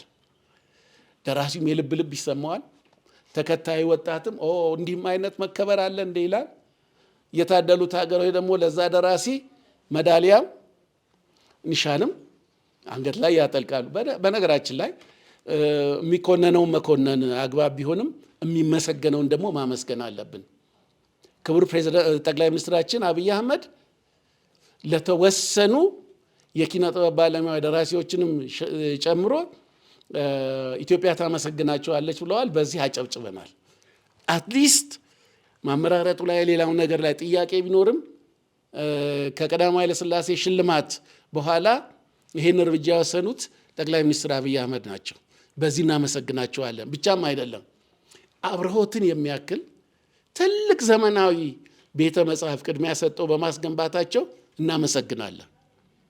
ከምስጋናው ግን ማሳሰቢያ የምንተው ምነው እንደው እሳቸውና እሳቸው አካባቢ ያሉ የደራሲያን እንደው ሲያስመርቁ እንደው የመንግስት ሹማምንት ተጠርተው እንደው ገበያው ሞቅ ምነው ትንሽ እንደው ትንሹ ነገር እንደው ለኢትዮጵያ ደራሲያን ቢደርስ ነው እንጂ ብዙ የተደረጉ መልካምነቶች አሉ። ስለዚህ ከኢኮኖሚም አንጻር ብናስበው ትውልድ ነው።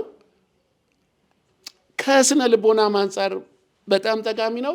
ሀገርን ከማስቀጠል አንጻር መጽሐፍ ህትመት እጅግ አስፈላጊ ነው። ይሄ ነው ልል የምችለው። ብዙ ሰዎች አንድ መጽሐፍ ለማውጣት በአንዳንድ ፋብሪካዎች ውስጥ በጣም ብዙ ሰዎች የሚከማቹበት ኦፍኮርስ ከስራ እድል ፈጠራው አንጻር የሚመሰገን ነው። ቴክኖሎጂውን ግን እየተቀበለ በርካሽ የህትመት ደረጃ መጽሐፍት እንዲሰራጩ የሚያደርግ አይደለም። ይሄ የሚታማበትም የሚገመገምበትም ነው። ለዚህ የሚረዳ መንግስታዊ ድጋፍ የለም ምናምን የሚለው እርስዎ ቢነግሩኝ ቆንጆ ይሆናል። ማሽኖችን ዘመናዊ ማሽኖችን ከማስገባት አንጻር ከፕሌት ወጥቶ አሁን ዲጂታላይዝ ሆናል። ፕሌት የቆመበት ዓለም ነው ያለው። ዘንድሮም ግን ፕሌት የምናጥብ ነን እኛ። የቀለም ጉዳይ አሁን ወደ ዩቪ ደረጃ የሄደ ነው።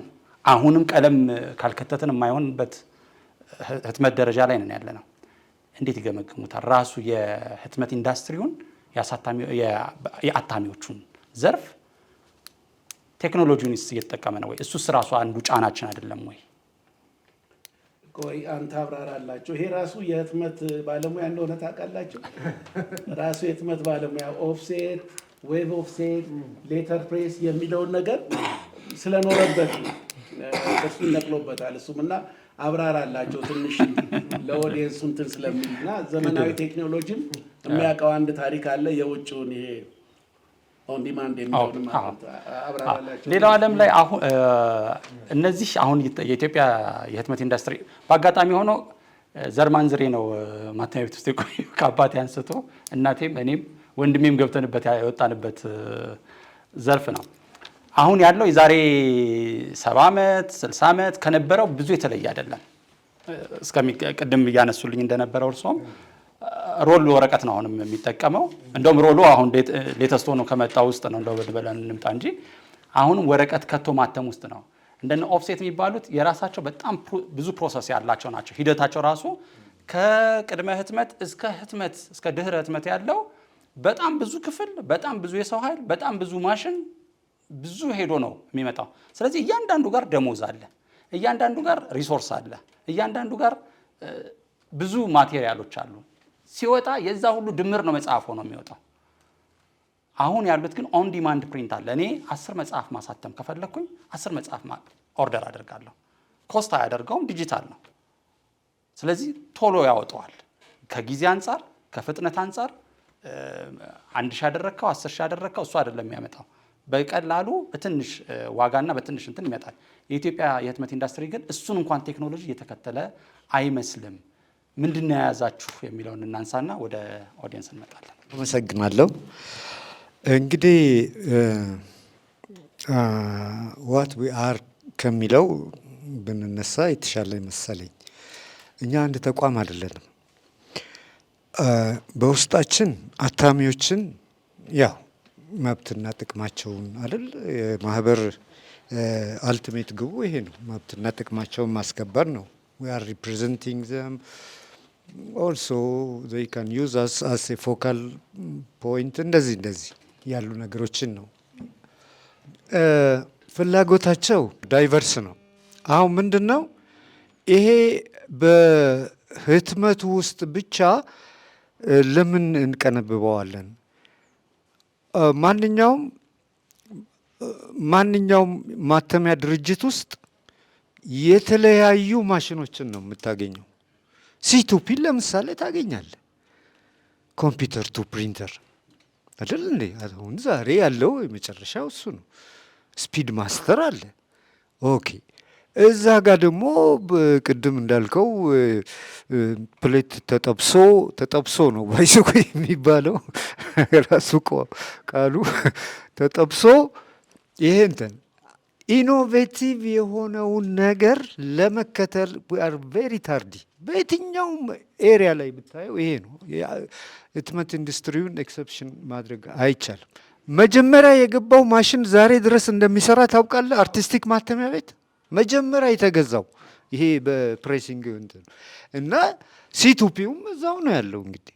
እና ምንድነው ኢኖቬቲቭ የሆነውን ነገር ኢንቨስትመንት እኮ ይፈልጋል። ኖ ዋን ዋንትስ ቱ ኢንቨስት። አንሰርቴኒቲ ሁሉ አለው እኮ ይሄ ነገር። ለምሳሌ ይሄ ፕሬዲክተብል ነው ሪሊ። አሁን ያለው የመጽሐፍት የህትመት ዋጋ በአታሚዎቹ ኮንትሮል ውስጥ ያለ አይደለም። ማርኬት ራሱ ነው እየመራቸው የሚሄዱት። እና እዚህ ጋር አንተ ተማምነ አር ዩ ኮንቪንስድ ቱ ኢንቨስት ኢን ዘ ፊውቸር? አዎ እንዳልከው አሁን የትና የት ደርሷል የማተሚያው እንትን በጣም እና በማተሚያው ብቻ ሳይሆን ያው ቴክኖሎጂው በሙሉ እየዘመነ ነው። ኤቭሪቲንግ ዛሬ ከ10 ዓመት በፊት ያለው ነው። ስልካችን ምን ያህል ለውጥ እንዳለው እናያለን አይደል? ይሄ ራሱ እኮ ሰዎች ኢንቨስት ስላደረጉበት ነው። there is some innovation in it. Look, there has to be someone who is prepared to pay for that ለዛ ኢኖቬሽን የሚከፍል ሰው መሆን አለበት።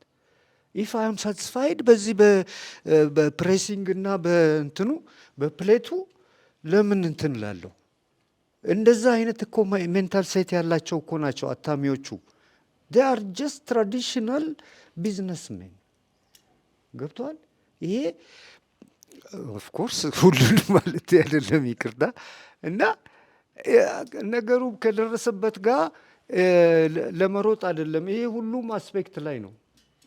ሁሉም ኢንዱስትሪ ውስጥ ያለ ነገር ነው።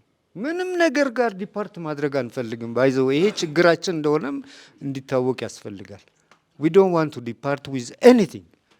ስለዚህ ይሄ አያስፈልግም። ያ ሶሎንጋስ ፕሪንት አድርጎ እስካወጣው ድረስ አንተ ያልካቸውን ጥቅሞች እንኳን ቢያጣ ሰውየው wouldn't part with that machinery። ይሄ ትልቁ ችግር ነው። እኔ እውነቴን ነው የምልህ። እንግዲህ ፐርፎርማንስ ኦዲት ከሌለ አሁን እኮ ምንድን ነው መሰለህ ለዚህ መድኃኒቱ ሜቢ ሰጀስት አድርጌ ለማለፍ ማርኬቱ ራሱ እኮ ገፍትሮ ያስወጣቸዋል እኮ እነዚህ የህትመቱ ኳሊቲ እኮ ነው። ይሄ እዚህ ነው እንዴ የታተመው እስከምትል ድረስ እኮ አለ። we are pioneers in that area። ይሄ ቆዳና የህትመት ነገሮች ላይ በጣም ቀደምት ከሆኑ ሀገሮች አንዷ ኢትዮጵያ ናት። ይሄም ሪሌቲቭ አድቫንቴጅ ይሰጣታል። ይሄ ነው ሪሌቲቭ አድቫንቴጅ አለ እዚህ እኮ። ይሄ ነው አሁን ሂድና መርካቶ ጫማዎችን ተመልከት። ይሄ እዚህ ሀገር ነው ወይ የተሰራው ትላለህ አይደል? እንደዛ ማለት ነው።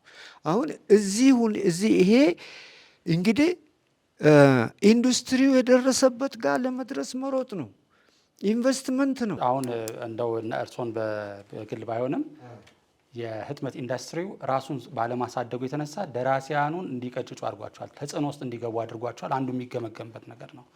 በሲምፕል በሆነ ሁኔታ መጽሐፍቶችን የማተምን ማሽኖችን ማስገባት ቢችሉ ወይም ነው ለኢንቨስትመንቱ ማንኛውም መንግስት ለምሳሌ እንደነዚህ አይነት ማሽኖችን ከታክስ ነፃ እንዲገቡ ቢያደርጋቸው በሌላ ሁኔታ ደራሲያኑ ላይ ወይም የመጽሐፍ ህትመቱ ላይ የሚፈጠረውን ጫና ይቀንሳል። ምክንያቱም የሰው ኃይል ይቀንሳል፣ የግብአት እንትኖችን በጣም ሚኒማይዝ ያደርጋል።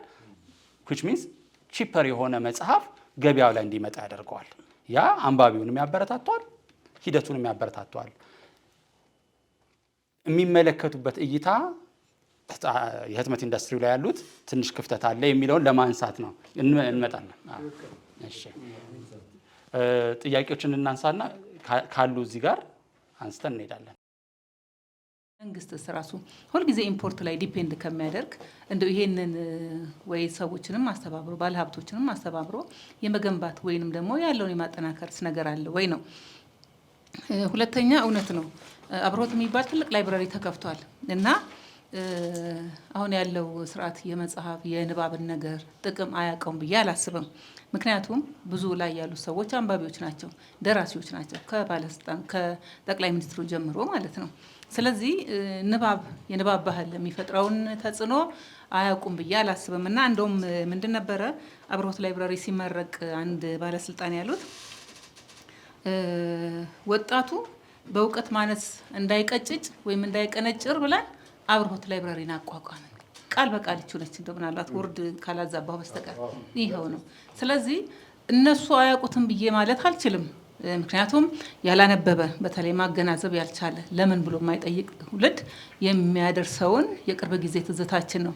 የመንጋ ውሳኔ ነው የሚሰጠው። በመንጋ የሚመራ ትውልድ ነው የሚሆነው። ይሄ ደግሞ ዛሬ የምንሰራቸውን ብዙ ነገሮች ነገ ላለማፍረሳችን ምን ዋስትና አለ የሚለው ነገር ትልቅ ጥያቄ ነው። አይታወቅም ብዬ አላስብም እና እነዚህ ነገሮች ሁሉ አሉ እና ከንባብ ጋር በተያያዘ እንግዲህ ያው ደራሲው ወይ አንዴ ፈርዶበታል። ብዙ ደራሲ ለስሜቱ ላለው ተሰጥኦ ነው የሚጽፈው። ያነበበ ጥሩ የተገነዘበ ደራሲ እንጂ ኢኮኖሚካል ጥቅም ይኖረዋል ተብሎ አይታሰብም። በተለይ በዚህ ጊዜ ማለት ነው። እንኳንስ ደራሲና ሌላም ትላልቅ ጥሩ ቦታ ያለ ሰው መብላትም መኖርም እየከበደ ያለበት ጊዜ ነው። ምክንያቱም አንዲት ሀገር ኤክስፖርት ካላደረገች በሀገር ውስጥ ኢኮኖሚ ብቻ የምትመራ ከሆነ የለማንኛችን እንትን ነው። ሁሉም በታክስ ላይ ብቻ ዲፔንድ ካደረገ ህዝቡ የማይበደልበት ህዝቡ እንትን የማያደርግበት ምንም መንገድ የለውም ብዬ ነው የማስበው። ስለዚህ ገበያችን በሌላ መንገድ ሲሆን ሀገሪቱ ምን ትላለች ማለት ነው ብዬ የማስበው ማለት ነው። ሌላ ኢኮኖሚክ ቤኔፊት የሚባል ነገር አለ።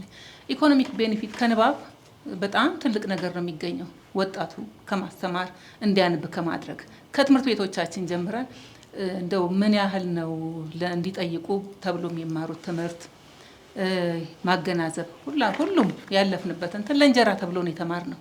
እንጀራ ይሄንን ተምረን ብቻ አካውንቲንግ የሚሆን ኮምፒውተር ሳይንስ የሚሆን ምን የሚሆን ዛሬ እንጀራ ላይ የሚያስገኘን ነው እንጂ ማመዛዘን እስከምንችልበት አይደለም። ለዚህ ደግሞ ሃርቨስት የሚያደርገው ሌላው አካል ነው የተባለው ደራሲው ነው። እና ኢኮኖሚክ ቤኔፊቱ እንደው ይዘገያልም ልንል አንችልም። ለአንዲት ሀገር አንባቢ ትውልድ በጣም ያስፈልጋታል። የነገን ፎርካስት የሚያደርገው ማገናዘብ የቻለ ለምን ብሎ የሚጠይቅ አንባቢ ትውልድ ነው። በሌሎች ሀገርም በታሪክም እንደምንረዳው ሌላው ቀርቶ ከአምላክ ጋር የሚያገናኘው ደራሲ ነው ተብሎ የሚታሰበው እንግዲህ አቶ ጌታቸው ያርሙኝ ይሆናል።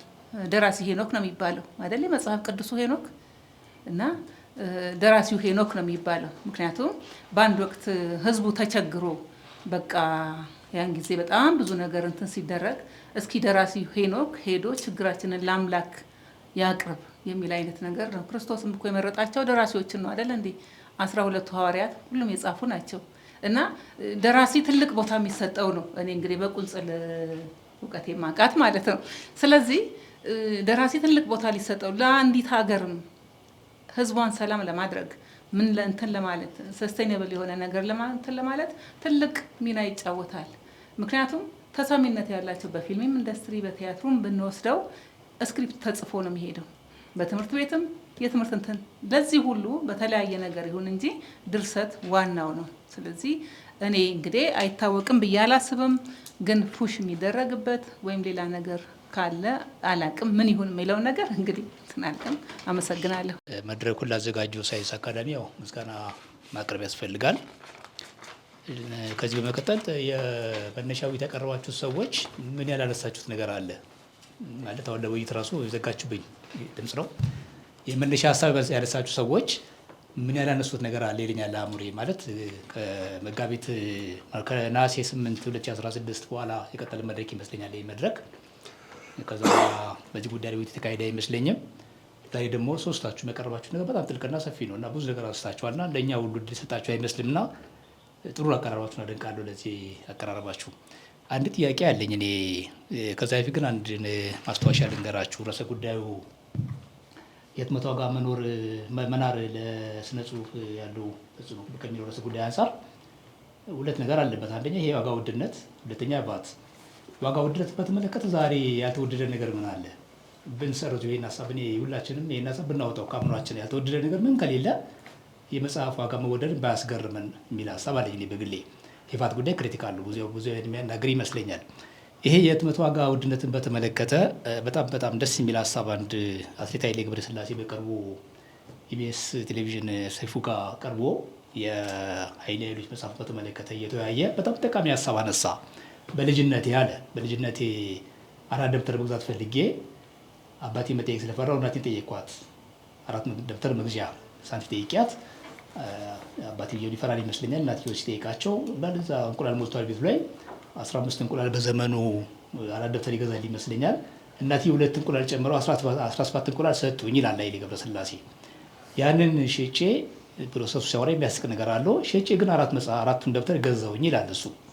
በጣም ይገርማል። እሱ ያው የኢኮኖሚ እውቀቱ የገንዘብ መረዳቱ ሰፊ ስለሆነ እሱን ነገር እኮ ዛሬ ብታዩት አለ 17 እንቁላል ዛሬ 4 ደብተር ይገዛል አለ። ግልጽ ነው ሀሳቡ። ምንም ስንመለከተው የኑሮ ውድነቱ የምንዛሬው ማለት ነው። እስከ ደርግ ድረስ 250 የነበረው ዶላር ከኢህአዴግ በኋላ ቀስ እያለ 150 የገባው መናር የሚለው ነገር ነው የፈጠረው። ምንም ጥርጥር ዶላሩ ከፍ ማለቱ ነው። ስለዚህ የህትመት ዋጋ ማዕከል አድርጎ የመጽሐፍ ዋጋ ተወደደ የሚለው ሀሳብ ሁላችንም ከአእምሯችን ብናወጣው የሚል ሀሳብ አለኝ ከዚህ አንጻር እና እኔ ትልቁ ስጋቴ ግን እሱ አይደለም። ቫትን በተመለከተ ምንም ጥርጥር የለኝም። ቫት የዛሬ ዓመትም ሲወጣ የምታውቁት ነው። ብዙ ያከራከረ ዳቦና ሻይ ነው የቀርጥም ብሎ ህጉ እንደዛ ይላል እኮ መጽሐፍ ላይ ብቻ አይደለም። ዛሬ መጀመሪያ የወጣውን ቫት ፖሊሲን ብትመለከቱት ቫት ዳቦና ሻይ አይመለከትም ይላል። ግን ወዲያው ነው የተመለከተው። በወቅቱ ወደ ሚዲያ ወይ ደንብ እንመለከት ሚዲያው ላይ ብዙ ነው ጭቃጭጮ ያከራከረው፣ ግን ሰሚ የለም። እሱ አድጎ ዛሬ እኛ ዘርፍ ስለነካውን እንጨዋለን፣ ቅሬታችን እናሰማለን እንጂ ባት ሲጀምር ጀምሮ በቆስ ጊዜ ድረስ ይመስለኛል። እና እሱ ነገም ከነገ ወዲያም የሚቀርብበት እድል ቢገኝ ጥሩ ነገር አመጣችኋል። እውቀትን በገንዘብ መተመን ተገበል የሚለው ነገር የሚያሳምን ነው። ግን አንድ ትልቅ ስጋት ልንገራችሁ እኔ በግል መረዳቴ ይሄ አሁን የመጣው ጫና ወዴት አደገ ይለኛል አእምሮዬ። ሌላ ጫካ ፈጥሯል።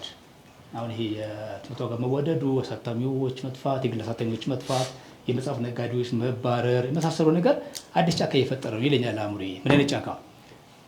አሁን ማህበራዊ ሚዲያ ላይ የሆነ ሰው ገጽ ከፍትና መጽሐፌ ላሳተም ነው ገንዘብ አዋጡ ይላል።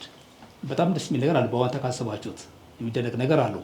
ግን ያልተገባ ነገር እያመጣ ነው። ብሔር ተኮር፣ ቋንቋ ተኮር፣ ዘር ተኮር፣ ጽንፈኝነት ሁሉ የሚያመጣ ነገር ወደዚህ ያደገ ይመጣል። መንግስት በጣም ሊያስብበት የሚገባው ብሎ ይህንን ነው። እና ጉዳዩ ሄዶ ከመስመር ስለወጣ ባለቤትና ተቋም ስለጠፋ ሌላ ማንም የማይቆጣጠረው ነገር የተፈጠረ ነው። ስለዚህ በማህበራዊ ሚዲያ የሚሰበስበው ገንዘብ ያልተገባ ነጠላ ትርክት የሚለው ሀሳብ እኔ እገዛዋለሁ። እኛ ጋር አንዱ ጥፋታችን ነጠላ ትርክት ስለሆነ የመንግስትን ከሚያራምደው የወል ትርክት አንጻር እሱን ነገር የሚያፈርስ ስለሆነ አሁን ደግሞ የመጽሐፍ ህትመት ላይ የተፈጠረው ክፍተት አሳታሚ ወደ የተወሰደው ቡድን ፍለጋ በማህበራዊ ሚዲያ ላይ ይሄን አዘጋጅቻለሁ እርዱኝ የሚል ነገር መጥተዋል። እና እሱ በጣም ወደ አደገኛ መስመር እያደገ ይመስለኛል። በደንብ እሱ ከዛ አንጻር ብትመልሱ ይፈልጋል ጥያቄ እሱ ነው። ራሱ መንግስትም ሊወስዱ ሊያስብበት የሚገባ ነገር ይመስለኛል። እንደ ቀልድ ሲል ያለው ነገር ሌላ የማይቆጣጠረው አደጋ ተፈጥሯል እያስባሉ እና ከዚህ አንጻር ምን ትላላችሁ? ቴንኪው ሁላችሁንም አመሰግናለሁ። ብዙ ነገር ተነስቷል። እኔም ሀሳብ መስጠት ነው የፈለግኩት። ያው እንዳልከው ህጻናት ላይ የህጻናት ትምህርትና መጽሐፍት ላይ እንደሚሰራ ድርጅት ይሄ ነገር በዋነኝነት እየጎዳ ያለው የህጻናት መጽሐፍት ላይ ነው። ያው የማንበብ ባህልን ስናስብ የማንበብ ባህል ከልጅነት ጀምሮ መምጣት ያለበት ነው። አሁን እሺ መንግስት አሁን ቀዳማዊ ልጅነት ላይ በደንብ እየሰራ ያለ ነው። በተለይ አዲስ አበባ ላይ ሁሉም ክልሎችም አሁን እየጀመሩ ነው። ከ0 እስከ 6 ዓመት ያሉ ልጆች ላይ ትኩረት አድርጎ እየሰራ ነው። ሁለንተናዊ እድገት ተብሎ ያው ትልቁ የሰው ልጅ ማንነት የሚገነባው እስከ 6 ዓመት ነው በሚለው እሳቤ ማለት ነው። እና ከዚህ ጋር የሚጣረስ ነገር ነው። አሁን ልጆች አንደኛው የሁለንተናዊ እድገት መሰረትና አንዱ ኮምፖነንት ምንድነው? የቋንቋና የሊትሬሲ ወይም የኮግኒቲቭ ዲቨሎፕመንት ምንድነው ነው። ይሄን ደግሞ ማምጣት የሚቻለው በመጽሐፍትና ከኤጅ አፕሮፕሪየት የሆኑ ከቋንቋቸው ጋር የሚመሳሰል ጥሩ የሆኑ መጽሐፍቶችን ዲዛይን አድርጎ እሱን በማሰራጨት ነው ይህንን ስራ ማምጣት የሚቻለውና ነገር ግን እኛ አሁን ብዙ መጽሐፍቶችን ሀገር ውስጥ ለማሰራጨት እንሞክራለን። በአንድ አመት ውስጥ ያለውን ልዩነት እንኳን ብናየው ከ100% በላይ ነው የህትመት ዋጋ የናረው ማለት ነው። እና መጀመሪያም ገና ቀደም ተብሏ ከስነ ቃል ወደ የታገሱም ታውቃለህ ስንጀምር ስነ ቃሎችን ወደ ጽሁፍ ብናመጣቸው የበለጠ አስተዋጽኦ ሊኖራቸው ይችላል በሚል ነው ሎካል ኮንቴንቶችን ያመጣ ነውና ገና እየጀመርን ባለንበት ሰዓት ነው ይሄ ነገር የመጣውና ትልቅ የሆነ አስተዋጽኦ አለው። ከፍተኛ የወጣቶች ይባላል የአደልት መጽሐፎች ይባላል። ነገር ግን የልጆች መጽሐፍ ላይ ከፍተኛ የሆነ አስተዋጽኦ እያመጣ ያለ ነገር ነውና እዚህ ላይ ምን ትላላችሁ? በተለይ የልጆች መጽሐፍ ደራሲያን በጣም ዲስከሬጅ እየሆኑ ነው። በፊትም ትንሽ በቁጥር የሚቆጠሩ ነው የነበሩት፣ አሁን ጭራሽ እየወጣ ነው ያለውና እዚህ ላይ ምን ማለት ይቻላል ነው። ሌላው ይሄ ጉዳይ ከንባብ አጠቃላይ የንባብ ባህሉና ልምዱ ጋርም መያያዝ ያለበት ጉዳይ ነው። የንባብ ልምዱ ላይ በደንብ እየሰራን እሱ የተስፋፋ በሄደ ቁጥር ማርኬቱ ላይም ለውጥ ማምጣት ይቻላል እና ያው የኢኮኖሚክ እንዳለው ዳይሜንሽኑ እንዳለ ሆኖ ንባብ ባህልና ልምድ ላይ በደንብ መስራት ከቻለን ልጆች ላይ መስራት ከቻለን ለልጆቹ መጽሐፍ ገዝቶ የሚገባ ወላጅ ማምጣት እንችላለን ማፍራት እንችላለን ብዬ ነው የማስበውና ምንም ዋጋው እየጨመረ ቢሄድም አትሊስት ለልጆቼ መጽሐፍ ይጠቅማል ብሎ እሳቤ ያለው ወላጅ ማፍራት ስለምንችል እዛ ላይም አብረን ጎን ለጎን መስራት አለብን። አሁን ትልቁ ስራ እሱ የንባብ ልምዱና ባህሉ ላይ መስራት አለብን። እንዲሁም ደግሞ የሚጻፉ መጽሐፎች ላይ በተለይ የኦቶሮቻችን የጻፊዎቻችን ችሎታ ወይም ቴክኒካል ስኪል ላይ አብረን መስራት ያለብን ብዙ ነገሮች አሉ ብዬ ነው የማስበው። ከዘመኑ ጋር የሚሄዱ መጽሐፎችን መስራት፣ የልጆችን ስነ ልቦና፣ የቋንቋ እድገት፣ የአእምሮ እድገት ያማከሉ መጽሐፍቶችን ከመስራት አንጻር እዛ ላይም ቴክኒካል ስኪሉን የማስጨበጥ ስራ አብረን እየሰራን ከሄድን እሱ ማርኬቱንም በዛው እየደገፈው ጥሩ ኳሊቲ ያላቸው መጽሐፍቶች ማርኬቱ ላይ እየመጡ ሲሄዱ የወላጅም የገዢውም ኢንትረስት ይኖራልና እሱን ደግሞ ለማንሳት የፈለኩት። አመሰግናለሁ። ይታገሱ መጀመሪያ ማመስገን ፈልጋለሁ። በጣም ትላልቅ ሰዎች ነው እዚህ አምጥተህ ትልቅ ሀሳብ ሀገር የሚገነባ ሀሳብ ላይ ነው ሀሳባቸውን እንድንሰማ እያረክ ያለው። ስለዚህ እኔ በጣም ብዙ ነገር ነው እያገኘሁበት ያለሁት። ትላልቅ ሀሳቦች ናቸው እየተነሱ ያሉት። እነዚህ ሀሳቦች ብዙ ቦታ ይደርሳሉ የሚል ግምት አለኝ። አካዳሚውም በአንተ ማዕከል ብቻ ሳይሆን በእንትን ሌብልም ወስዶት ይሄን ሀሳብ የሆነ ዳር ቢያደርሰው ትልቅ ሀሳብ ነው ብዬ ነው የማስበው። ቅድም ሲያስተዋውቅ እንዳለው በሙያ ኢኮኖሚስት ነኝ፣ አስተማሪ ነበርኩ። አሁን ደግሞ ሁለት ትላልቅ የትምህርት ሴክተር ላይ ያሉ ሪፎርሞች ላይ የሚሰሩ ፕሮጀክቶችን እዚህ ከመጣ በኋላ ሳስተባብር ነበረ፣ እያስተባበርኩም ነው አሁንም። ከዛ አንጻር ምናልባት ወደ መፍትሄዎቹ አካባቢ ላይ ዝም ብሎ አሁን ነው ማሰብ የጀመርኩት። በዚህ ደረጃ ፔንፉል እንደሆነ እንኳን እንትን እየሆንኩ አልነበረም እና ብዙ ሰው ጋር የእናንተን ህመም ሰው እየተጋራ አይደለም። የኔ አሁን እዚህ ያለሁት እንትኔ ፈንድ ከማፈላለግ ጋር መንግስት ትኩረት ያልሰጣቸው ኤሪያዎች ላይ ሪሶርስ አምጥተን እየሰራን ያለ ነው። አንዱ የወሰድኩት ነገር ምንድነው፣ ይሄም ኤሪያ ትልቅ ሪሶርስ ፈልገን መንግስት ጋር ያለውን ነገር በጋራ ጩኸቱ የሚቀጥል ሆኖ ግን ከመንግስት ባሻገር ደግሞ እንደዚህ አይነት ቁም ነገር ያላቸው ነገሮች ላይ መስራት ከሚፈልጉ ተቋማት ጋር መንግስታዊ ካልሆኑ ተቋማት ጋር ፈንድ በማፈላለግ ችግሮቹን የጋራ በማድረግ ደረጃ ምን ልንሰራ እንችላለን የሚለውን ነው እያሰብኩ የነበረውና እንደው በእናንተ ደረጃ እንዳትወስዱብኝ ግን ትንሽ ነገር ጠብ አድርጌ አሳይመንቱም ግን የኛም እንዲሆን ስለፈለኩ ነው መናገር የፈለኩት። ከዛ አንፃር አንደኛው እንደው አካዳሚው እንትን ሆኖ ወደፊት የግራንት ኦፊስ ይኖራል ብለን እናስባለንና እሱ የራሱን ድርሻ ቢሰራ ብዬ ማስባቸው ኤሪያዎች አሉ። ለምሳሌ የናሽናል ቡክ ዲቨሎፕመንት ፈንድ እዛ አካባቢ ላይ ከትላልቅ ዓለም አቀፍ ተቋማት ጋር ብንሰራ ይሄ 100 ምናምን ሚሊዮን ህዝብ ያለበት አገር ነውና ትልቅ እንትን ነው፣ ትልቅ አገር ነው። ይሄ ተቋም ትልቅ ተቋም ነው። እዛ ላይ ልንሰራ እንችላለን ብዬ ያስባለው። ከዚህ ከኮርፖሬት ስፖንሰርሺፕ ጋር በተገናኘ ተቋሙ ቢሰራ። ሌላው ቅድም ከዶክተር ጥበበ ጋር አንድ ሀሳብ እያነሳልኝ ነበር። የናሽናል ቡክ ፖሊሲ ልክ ነኝ ዶክተር ጥበበ? እዛ ላይ ሀሳብ አለው ተቋሙና በዛ ውስጥ የደራሲያንን ችግር አድረስ ሊያደርጉ የሚችሉ ጉዳዮች ቢካተቱበት ብዬ ማስባቸው ነገሮች አሉ። ለምሳሌ በዚህ ፖሊሲ ውስጥ የቫት ኤግዘምፕሽን ኢሹ አንድ ኢሹ ሆኖ ሊነሳ ይችላል። ሁለተኛው የሳብሲዲ የኮፒራይት ሪፎርም እና የሰፖርቲንግ ሪደርስ ካልቸር የማንበብም እንትን ከዲማንድ ሳይድም ያለውን እነዚህ ነገሮች አብረው ቢያዙ የሚል ሀሳብ አለኝ። ቫትን በተመለከተ እንትን ጋም ስንሄድ መንግስትም ጋር ስንሄድ በትክክል ያለውን ነገር እንትን ብናደርገው ይሄ ለምሳሌ ሁለት ተቋም አሁን እኔ ቫት ሬጂስተርድ የሆንኩ አታሚ ብሆን ቫት ሬጂስተርድ ከሆነ እንትን ወረቀት ስገዛ የተወሰነው ተመላሽ ይሆናል። የዛኛው ቫት እኔ ጋር አይደመርም።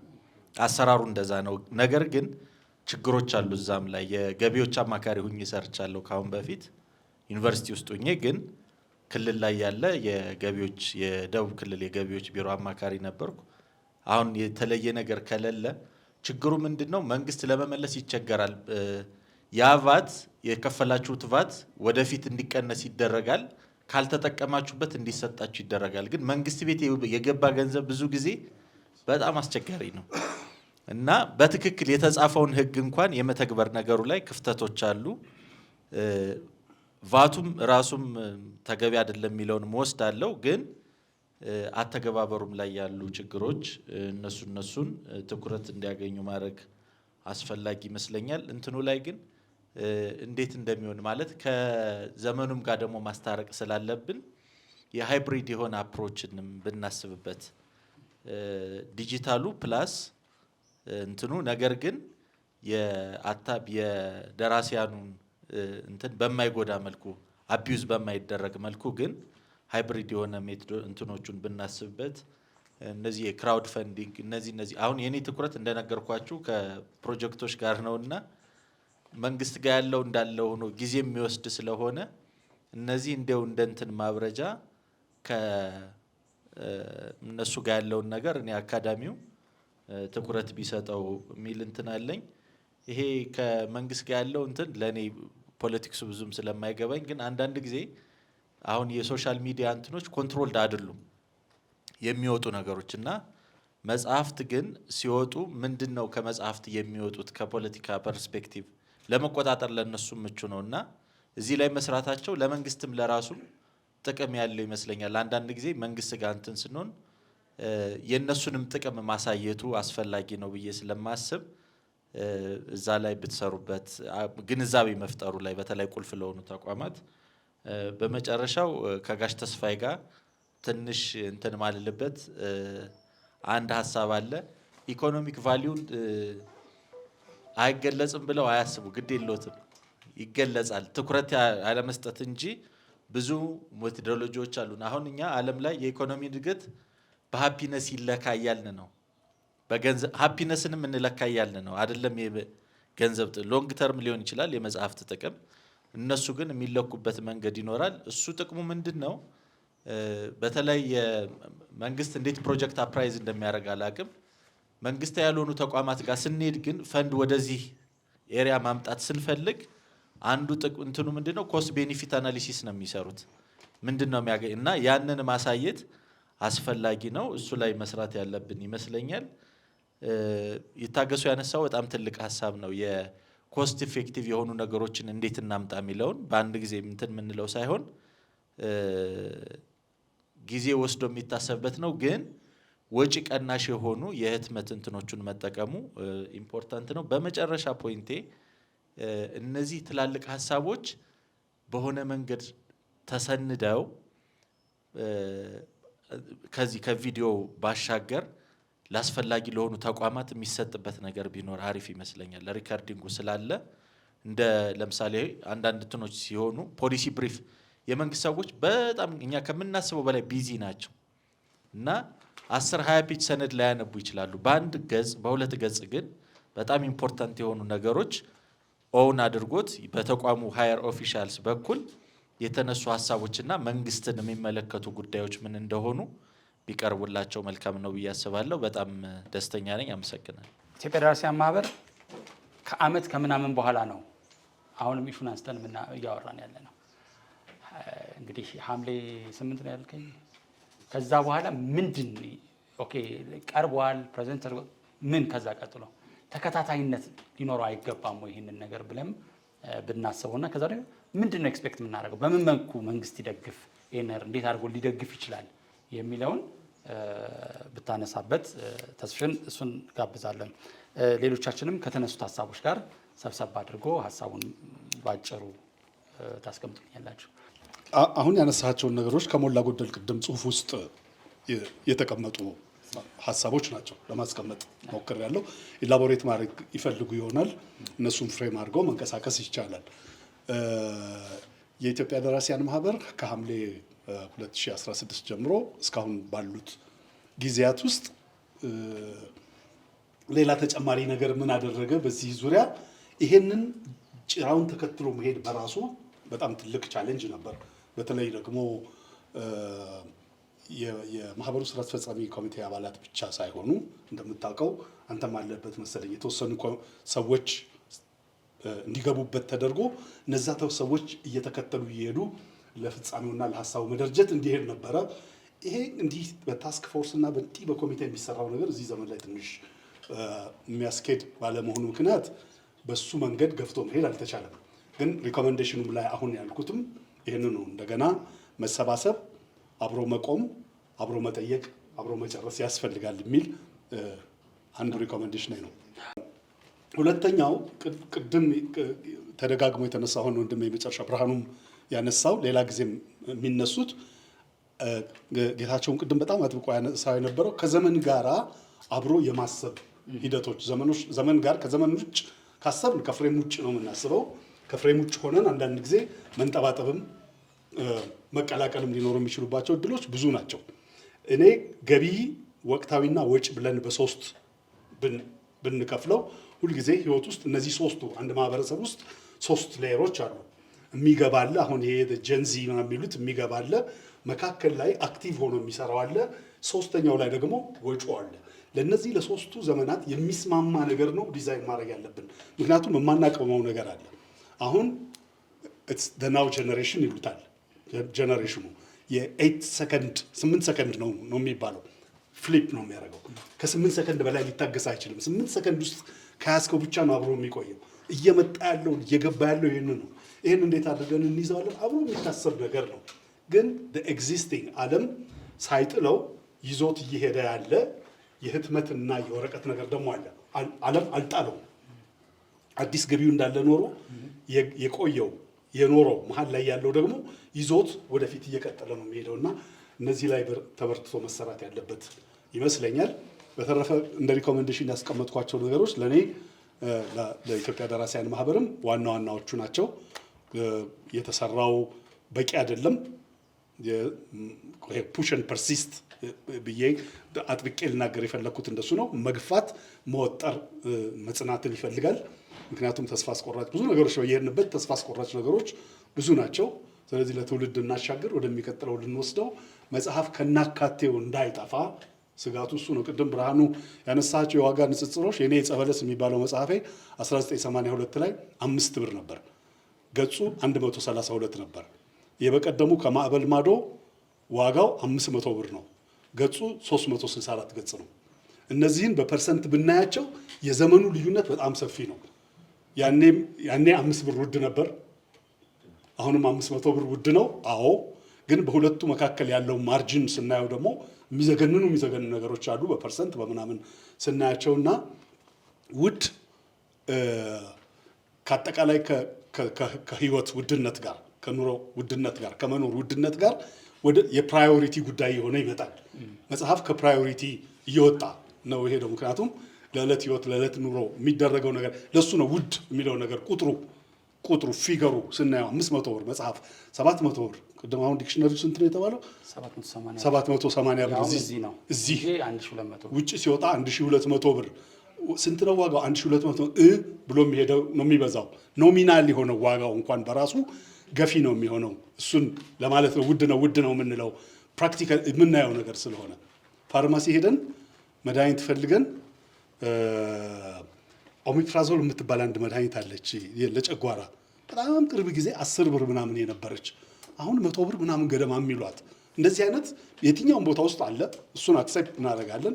ግን መጽሐፍ ጋር ሲመጣ ደግሞ የራሱ ሪያሊቲ የራሱ እውነታዎች የራሱ መገለጫዎች ስለሚኖሩ በሱ መንገድ ብናስበው ነው እንጂ ያልከው ሎጂካሊ በጣም ልክ ነው። አነሳችሁ ጥያቄው ላይ እንዲሁ መለስ ቀለስ እያልኩ አነሳለሁ። አንደኛ የወረቀት ማምረቻ ያልሽው የሺወርቅ በአጋጣሚ ባለፈው ሳምንት በስትራቴጂ ጉዳይ ላይ እኔ አንድ የቦርድ አባል የሆንኩበት በዚሁ ጉዳይ ላይ እንግዲህ ለአንጋፋው ማተሚያ ቤት የስትራቴጂክ ቲም ውስጥ ስላለው በዚህ ጉዳይ ላይ ስናብላላ ነበር። የወረቀት ማምረቻ ከዛሬ 40 እና 50 በፊት ወንጂ ነበረ፣ ፐልፕ ወረቀት ያመርት ነበር። አሁን ደግሞ ህንዶችም ጀምረዋል እንደዛ።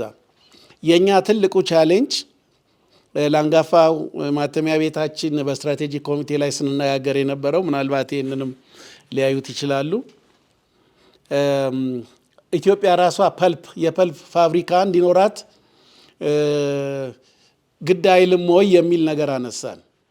ይሄ ብቻ አይደለም ደግሞ የዚህ ምንድነው ሪሳይክል የሚደረጉ የወረቀት ነገሮችን ብለን ብዙ ስንወያይበት ነበር። እንደውም በጣም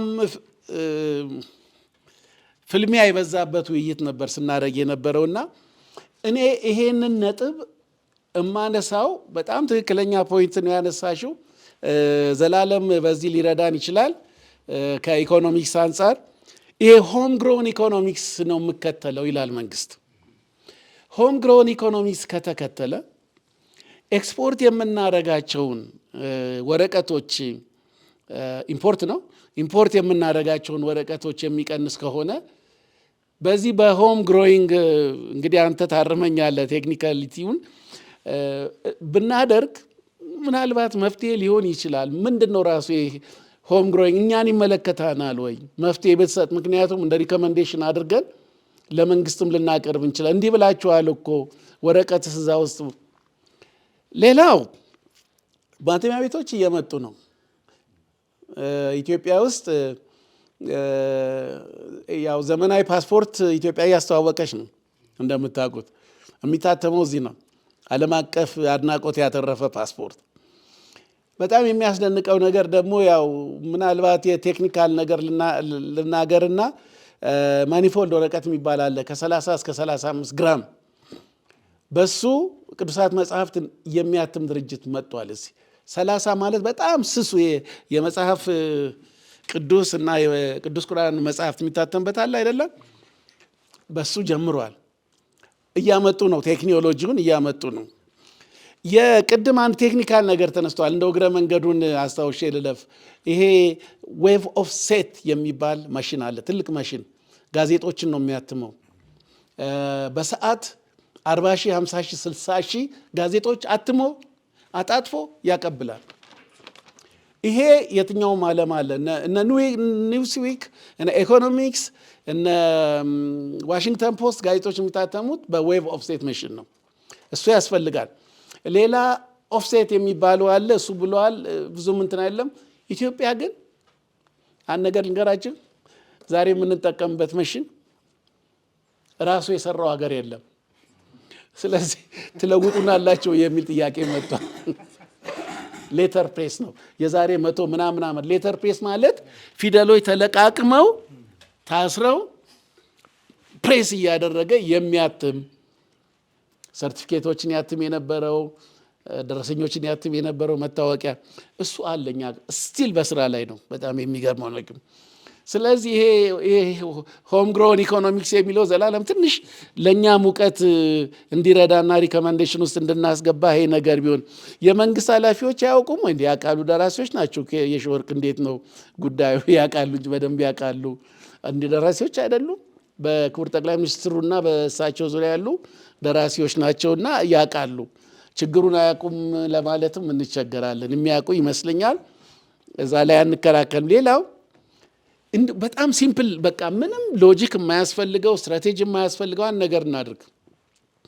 ኢትዮጵያ ምን ያህል ትምህርት ቤቶች አሏት? ሃይ ስኩል፣ ኤሌመንተሪ እንደዚህ። እንደው በቃ ቸርነት አይደለም አንድ መጽሐፍ እንኳን ትምህርት ሚኒስቴር የደራሲዎቹ መጽሐፍ እየገዛ አንድ በየላይብረሪ ቢያስቀምጥ 5000 6000 ትምህርት ቤቶች ሳይኖሩን አይቀሩም። ግምት ነው፣ እኔ አላቅም። ከዛም በላይ ሊሆን ይችላል። ከዛ በላይ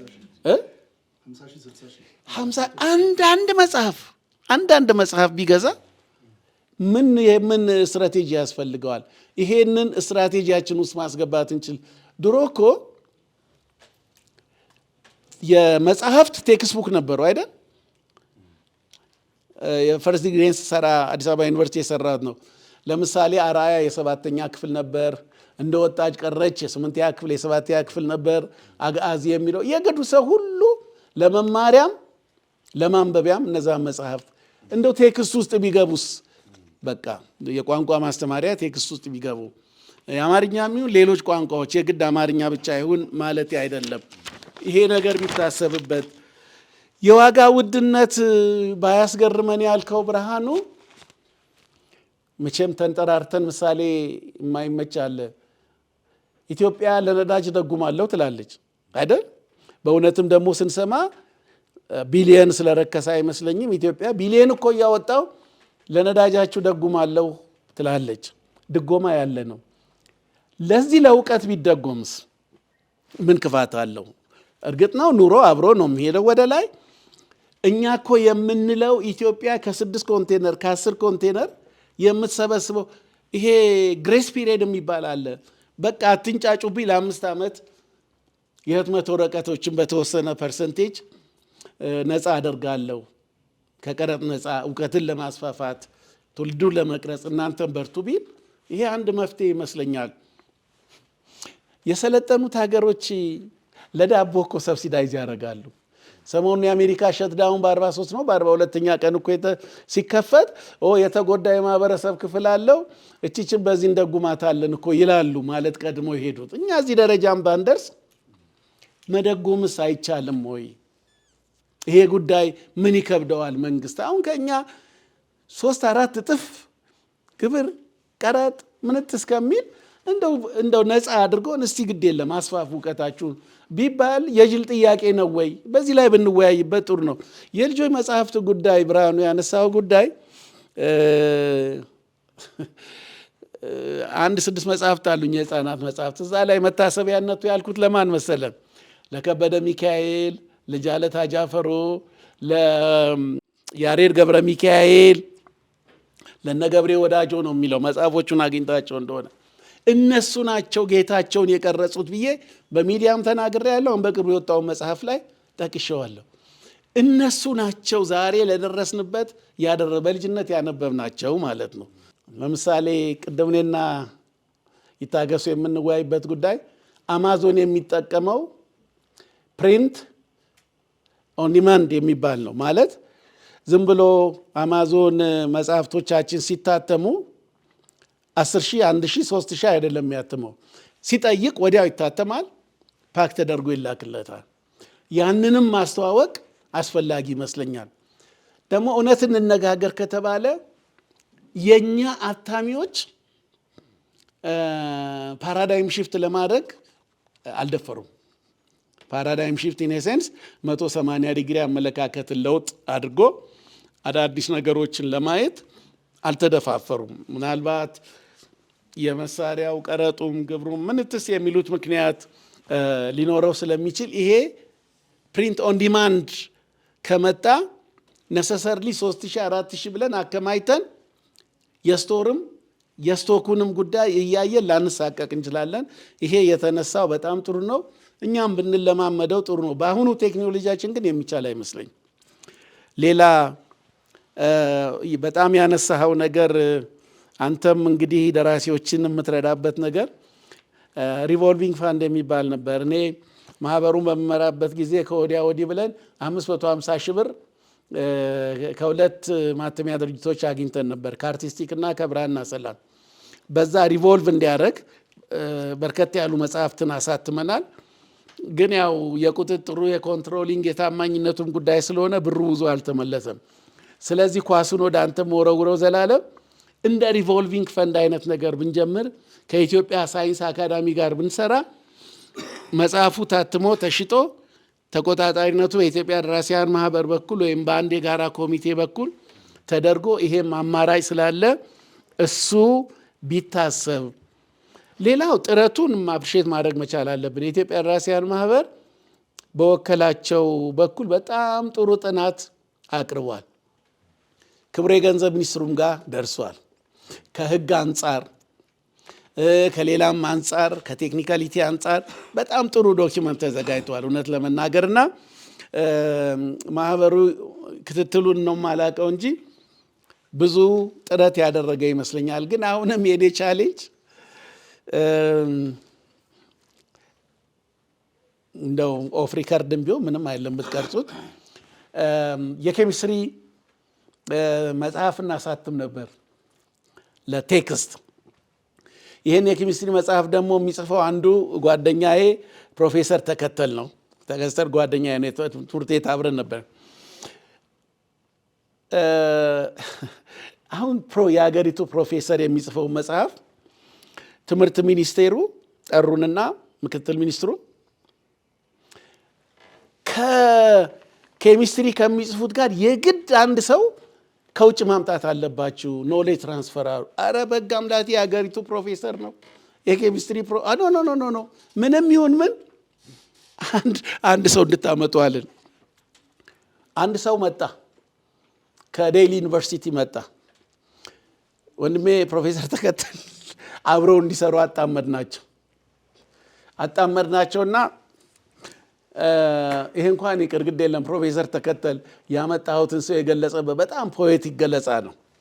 ሁለተኛ ይሄ መጽሐፍ አሁን መታተም ያለበት ሀገር ውስጥ አይደለም አሉ። አረ በጋ አምላክ ሀገር ውስጥ እናሳትም። ኖ ኖሌጅ ትራንስፈር ስላለው የምናምን ፋይናንሱን ከውጭ ስላገኘን ይሄ መጽሐፍ አሁን በኳሊቲ መታተም ያለበት ውጭ ሀገር ነው። ይሄ መመሪያ ተቀበሉ አሉ። ኢትዮጵያ እንዲህ ነች። ስለዚህ ለጥቅም ብቻ ሳይሆን ሪኮመንዴሽን የምናቀርበው የአመለካከት ለውጥ ፓራዳይም ሽፍት እንዲያደርጉም ፖሊሲ አስፈጻሚዎቻችን ላይ ግፊት ማድረግ አለብን የሚል ማጠቃለያ። አብራችሁን ስለነበራችሁ ሁላችሁንም እናመሰግናለን።